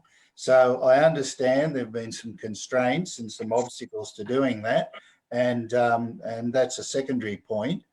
But I was wondering if Councillor Turlin would possibly accept a motion along these lines to keep this on the books. And that is that council investigate the possibility and the terms of obtaining funding to supplement the renovation of Mettagong Playhouse and the relocation of the animal shelter. And obviously that's investigating opportunities through TCorp. Well, TCorp, all the funds that might come available from the state and Fed. Okay, yep. Yeah, that's fine. That is already happening. That is happening. Staff are doing that unannounced, without any fanfare. They're just doing it. And there's a report coming on the 24th. And there will be a report coming in relation to that. On the 24th Look, of June. I am Councillor Scandal. Thank you, Mr. Mayor. I think McLaughlin, Councillor Scandal. Councillor McLaughlin. Okay, thanks, Mr. Mayor.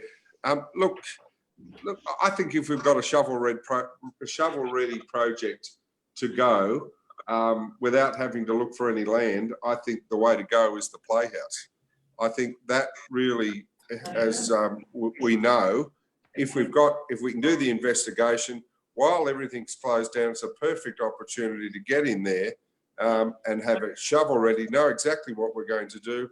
If we get the money to go forward with it, let's get on with it. I mean, I hear what Mr. Paul says about, all the capital works we're doing and we're taking on heaps. Sorry, what's that, Mr. Paul?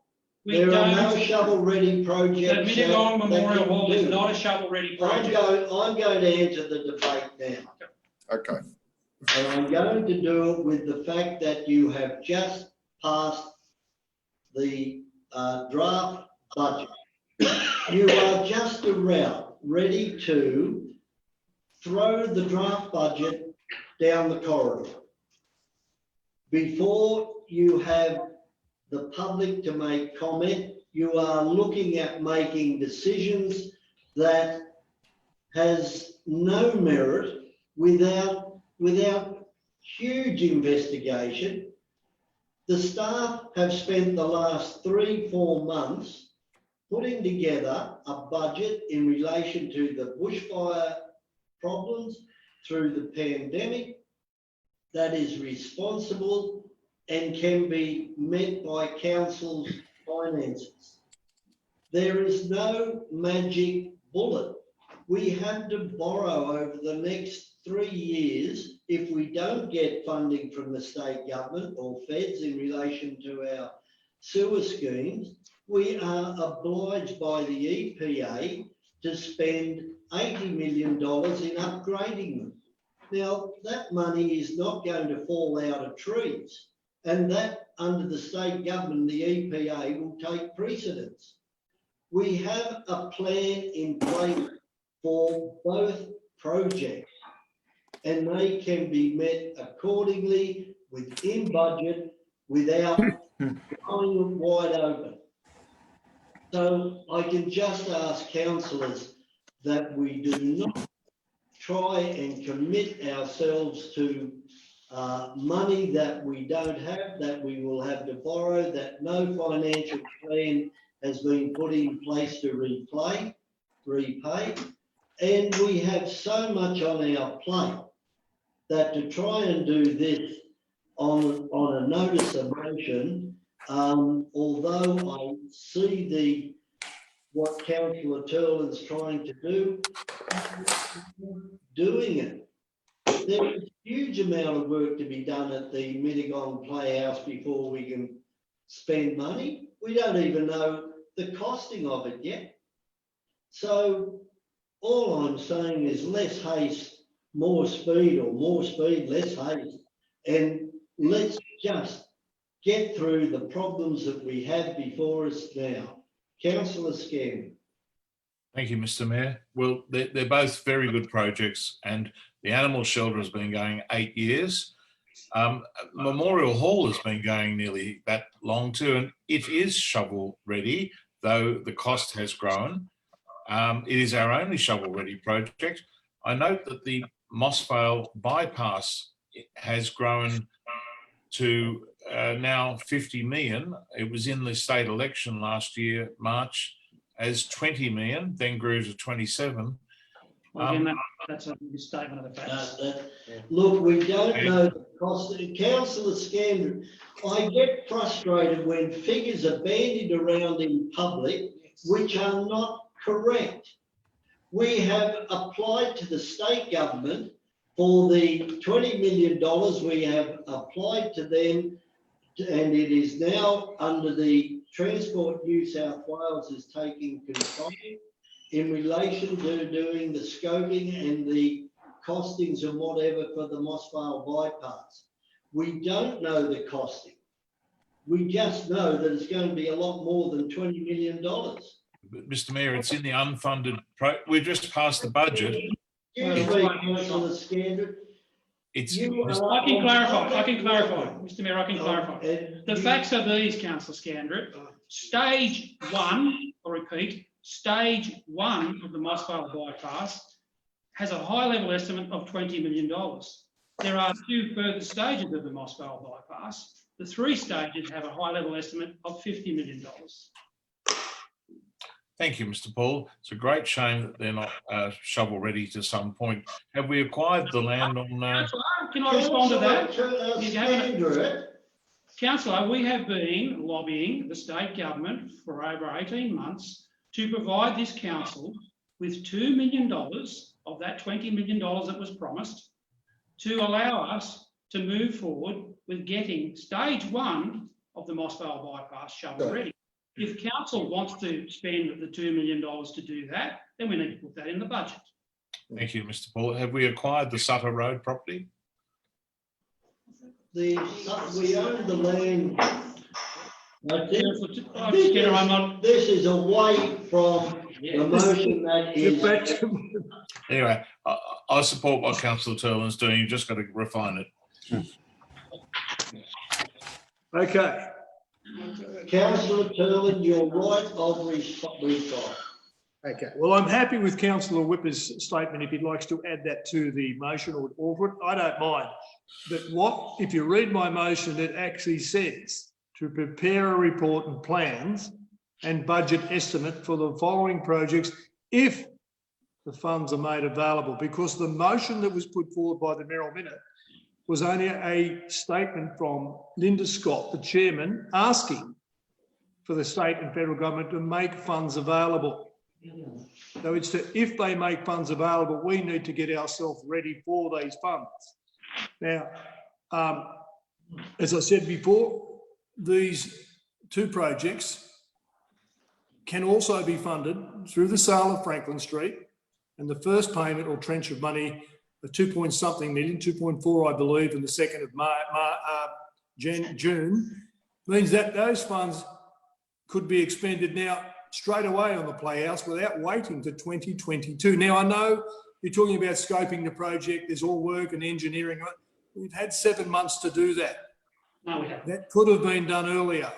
The building hasn't gone anywhere. It's not a boat that floats away. It sits there. It's been sitting there for 100 and something years. So that work can be done fairly quickly. Now, the animal shelter is a new position, but the motion on the book says that a report will come back in April. Now, I know the COVID's happened, and we heard what was said last week at our briefing session, that there's been some investigation, but we've not been told about it, nor has Debbie from the action group. Nobody knows what's going on. The animal shelter property, wherever that might be, can be sorted out fairly quickly. And then, as I said, if funds become available through the process of the mayoral minute, we need to have our act ready to go for those funds. Now, we can pay the money back in December, or some of it, when the second trench comes back in. So it's only a short-term borrowing on both of them. And even if the $5.5 million we get in from the sale of Franklin Street allows us to fix the Playhouse and potentially buy a property somewhere for the animal shelter that everybody's happy with, between now and Christmas, December, we only have to borrow the money then just to build the shelter. These can happen. That's on the books. The February motion that was put forward, the 12th, says that. So, this motion was only relating back to your mayoral minute 2 weeks ago. And then the week after that, we had the finance meeting, the budget meeting, which is now. So you can see where I'm going with it. But Councillor Whipper, if you'd like to alter it and anybody else wants to change it, it's getting ourselves organised and ready to go if these funds become available. But we have already $5.5 million coming in. Councillor Turl. Sorry? Put the recommendation as moved by Councillor Turl and Councillor McLaughlin. I put it all in favour. Please raise your hand. Councillor McLaughlin, Scandrett, Whipper, Turland and Markwell. Those against? How about my name as well? Been up there since the beginning. Halstead, who's against? I want those in favour of the motion, please raise your hand. Why is it you can't see me all the time? I don't know, it's a very small photo that you have up, Ken. Oh, okay. Righto. Yeah, you do look bigger than me on the screen. Yeah, Councillor Halstead, McLaughlin, Scandrett, Whipper, Mark Ward and Turlin. I declare the motion carried. We move to notice of motion, local housing strategy and local strategic planning statement. Councillor Whipper. I'll second this. Thank you. I have a seconder, Mr. Mayor. I think it's... Who seconded? Councillors Scan. Councillors... No, it was Mark Ward, Mr. Mayor. Point of order. Councillor Scander, it's always knobby. I thought I saw he says... My audio is crap. I have technical problems. Okay. Councillor... Sorry, I'll just vote. No, it's just... Councillor Whipper. Thank you, Mr. Mayor. Thank you, councillors. Thank you for seconding the motion. Look, I think it's pretty straightforward. It doesn't state anything but the bleeding obvious that we've been through.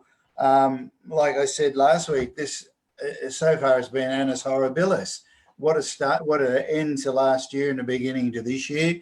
We've had bushfires, we've had floods, we've had pandemics. All that's missing is a plague of locusts, and yet our state government planning minister doesn't see that as enough reason to extend simple consultation with our community around what could influence the planning of this shire for the next 20, 30 years. I find it preposterous. Now, I got an article here. I don't know if other councillors have seen it, but the Central Coast made a representation to Minister Stokes as well, seeking a 12-month extension, and they were told no. And if they continue to do it, he threatened to impose a performance review on that council. Well, councillors, I see that as bullying, nothing short of bullying. What we're talking about is natural justice. It's, you know, these threats. I mean, the council, the state government have done quite well, I think, through those bushfires. They learned a lot through the pandemic. They've done very well. And they've included community. Community has been a very big part of that consultation and the purpose for what they've done. But here, what they're doing is they're just outright refusing to allow an extension of time so that we can consult in a meaningful way with our community about their future and how we want to respond to local housing strategies and planning over the next 20, 30 years. So I think we call upon the local members and get them to support us in our representations to state government. What are we afraid of? It's a simple question. The community's crying out for it. So why wouldn't we support that cry from the community? Thank you, Councillor Whipper. Speakers for, Councillor McLaughlin. Yeah, thank you, Mr. Mayor. Yeah, look, I'll support this. And if Councillor Whipper hadn't have put it up, I was thinking about putting something up similar to this. And I think I wrote to Mr. Pepping about this. Under these circumstances, I don't think it's realistic to do this. And yet here we see gateway determination by the department to impose on us this Wiseman Road development. I mean, you know, our LSPS is where we consult with our community and we get a feedback. And yet here we have the department just moving in and just boom, even though we voted against it. So I think this is only reasonable. We've written to them. We've asked for them to you know, give us more time. Staff have written the letter and we've received the reply. No, they're not going to do it. Why? Why is that? Because they just want to push this through for developers just to move on in without any consultation. And how do we really consult in this period? I mean, it's really a difficult thing. Zooming is bad enough, but not to be able to have all those planned sessions where council staff go out, meet with the community, have workshops, none of that will happen. And so unless you're prepared to Zoom and get online and do this, the majority of this community will miss out. So I'm supporting Councillor Whipper on this. Thanks, Mr. Mayor. Thank you, Councillor Scandra. Thank you, Mr. Mayor. I noticed recently we've advertised in the classified section of the Sydney Morning Herald regarding our normal DAs. Would it be possible for us to expend some money in the Herald supporting this motion, probably in the early general news? You can buy an ad there, 2 columns wide, etc., which we probably have on Tuesdays, local government day. That would be, have to be part of the recommendation. Well, I'm asking if we could do that, because if so, I'll suggest to Councillor Whipper that we consider inserting that. If you want to put something together, I'm happy to consider that, Councillor Scandrett, as an addition. Thank you. I'll do that now. Point 2. That council place a notice in the early general news section of the Sydney Morning Herald, calling on the Minister to extend the consultation time by 6 months. In the interest of natural justice. That's very good, Councillor Whipper. I always like natural justice as an idea. Tongue in cheek. And I will make the other point too, is that we obviously... Councillor Halstead. I'm just wondering, whilst you're doing... Councillor Scandrett, and then Councillor Turl, and then Councillor Halstead. Thank you. last, okay, yeah. Thank you. And obviously, we should be writing to other councils through, I guess, Local Government New South Wales. Councillor Whipper? That's a good idea, Councillor. Okay. Point 3, that council also write to all other councils to seek their support on this extension. No.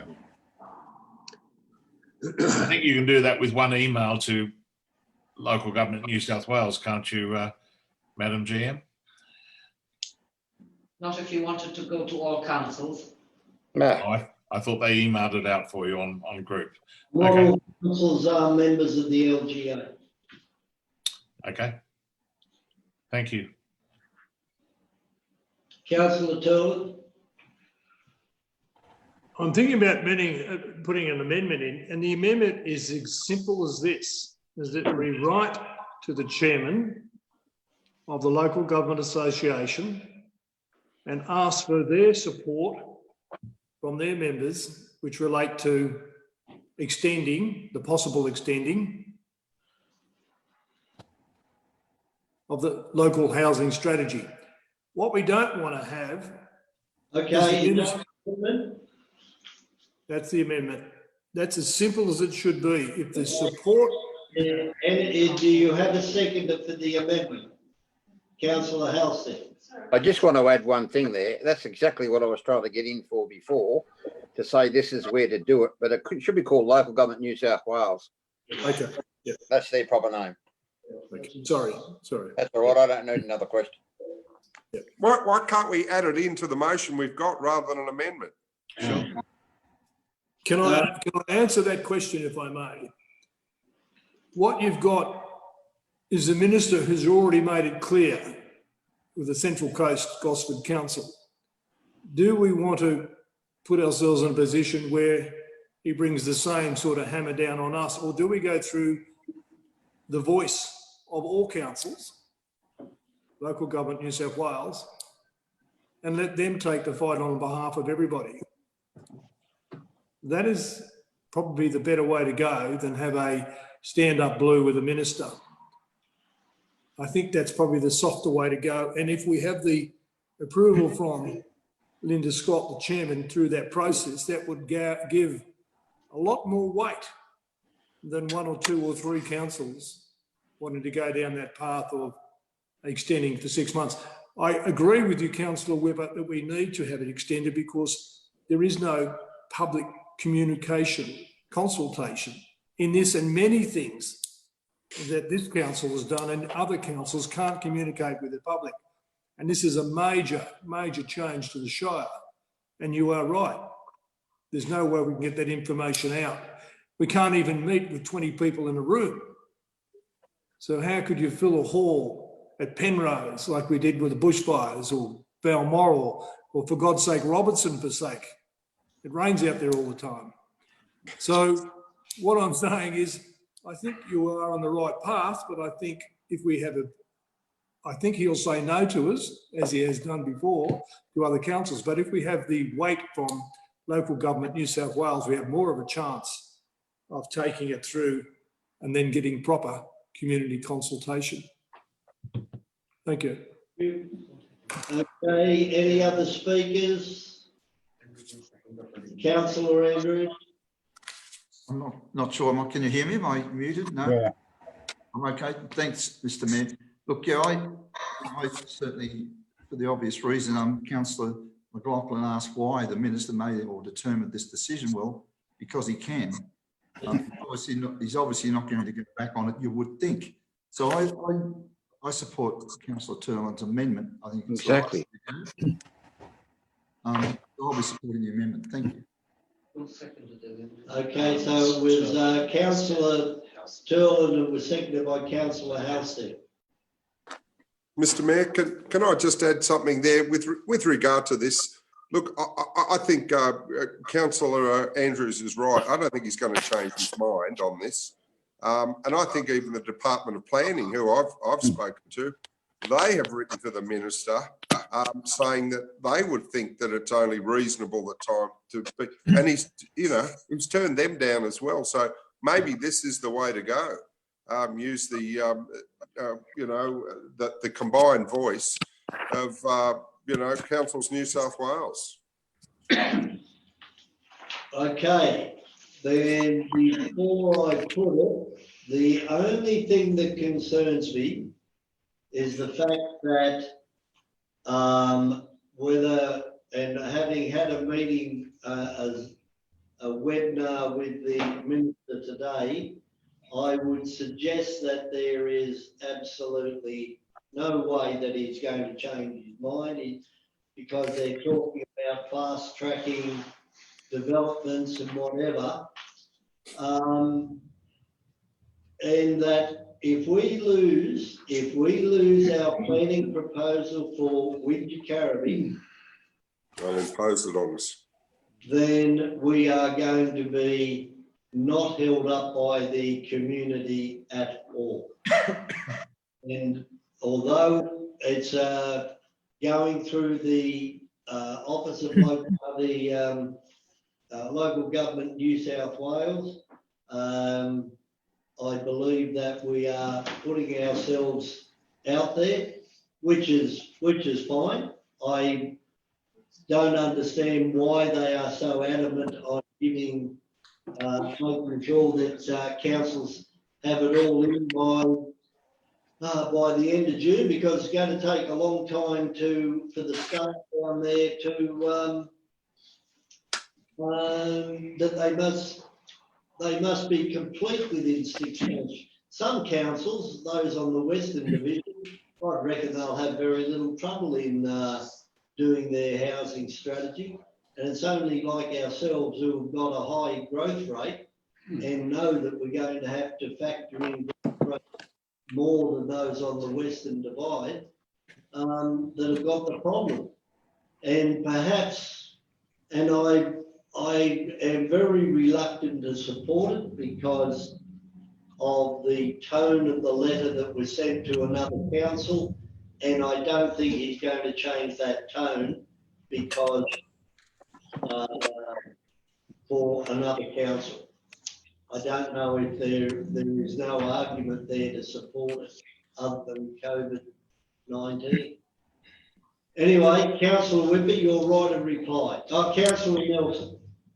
Look, just briefly, Mr. Mayor, could Councillor McLaughlin and Councillor Markward use their respective influence to approach the relevant people that they know in state government to raise the issue in Parliament?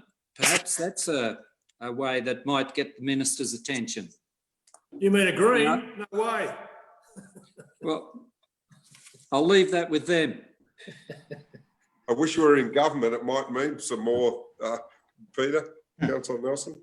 Okay, thank you, Crow Cross talking. Councillor Halstead, did you wish to say something? Not too sure I should say too much, but I had a phone call this morning which would indicate to me that the government's very clearly running down the line of massive development as quick as it can get it. So I think the comment you made earlier on is relevant. Thank you. Okay, so we have the amendment as moved by Councillor Turland. All in favour of... So hang on, Mr. Mayor, right of reply. Right of reply, Councillor Whipper, yes. Thank you. So I basically asked myself, councillors, who benefits from this? Certainly not the community, certainly not local government, but certainly the development industry. That's a concern to me. to support the amendment, I think waters the whole thing down because it's a Clayton's motion. So I'm happy to include that into the recommendation if that's the consensus, and put that there and call upon the Local Government Association or Local Government New South Wales to get off their blot and do some work. I'm happy to do that. But this is a joke. You know, we're told what to do. I mean, I always thought that government and democracy was of the people, by the people, for the people. And what are we being told? No, we can't do it. Why? Because we tell you you can't do it. I mean, it's a joke, an absolute joke. And I don't know how people respond to bullying, but I don't like it. I mean, if they want to come down and put a performance review on me, go for it. All I've been elected to do is support the community. This is not supporting the community, and it's not natural justice, and somebody needs to admit to that. So, councillors, you can vote for the amendment, but I'm not moving from my position. This is wrong, wrong, wrong. Thank you. Thank you, Councillor Whipper. I shall now put the amendment. All in favour of the amendment, please raise your hand. Question, Sorry, Mr Mayor. Point of clarification, Mr Mayor. Clarification. You can't ask a question at this time of the... Well, is Councillor Turlin and Halstead going to put their amendment up as number 4? No comment from either Councillor Halstead that they're moving on their position. So... Well, Councillor Whipper has included their amendment. Yeah, I've included that in the recommendation. Excuse me, the debate has finished. Councillor Turlin nor Halstead have made comment that they would include their amendment into the motion. As such, the motion is the way it is and the amendment is the way it is. Now, if Councillor Whipper, and as I say, the debate has finished. So, all those in favour of the amendment, please raise your hand. Councillors Andrews, Turlin, Nelson. What about me again? And Halstead. Oh, God. Oh, I can't know why. That's it. That's better. I'm on the wrong side of you on this screen I've got here. That's probably why. Yeah. So against the for the amendment was Andrews, Turlin, Halstead, and Nelson, and Gare. So that's 5. The amendment, and those in favour of the motion, please raise your hand. Councillors. Well, wait a minute, you've got this mucked up. Get this. I have 2 motions. Do it again. Those in favour of the amendment, raise your hand. Councillors Andrews, Turlin, Nelson, Halstead, and Gare. That's 5. Those against. Councillors Whipper, McLaughlin, Scandal, and Markwell. 4. I declare the amendment, the motion is lost. Shame. All in favour of the amendment, please raise your hand. Now the motion. That's right. On the motion, all in favour of the motion, please raise your hand. Andrews, Turlin, Markwell, Halstead, Nelson, Scandrett. Councillor McLaughlin, I can't see you. No, not in favour. In favour. And yeah, right. Against. And those against, Councillor Whipper. Yes. Right. I declare the motion carried. I'll be much happier when we get back into a normal council meeting and I can see Councillor Halstead. Councillor Gare, could I just make a comment on that one? Because Larry seems to be a bit upset. He gets upset every weekend.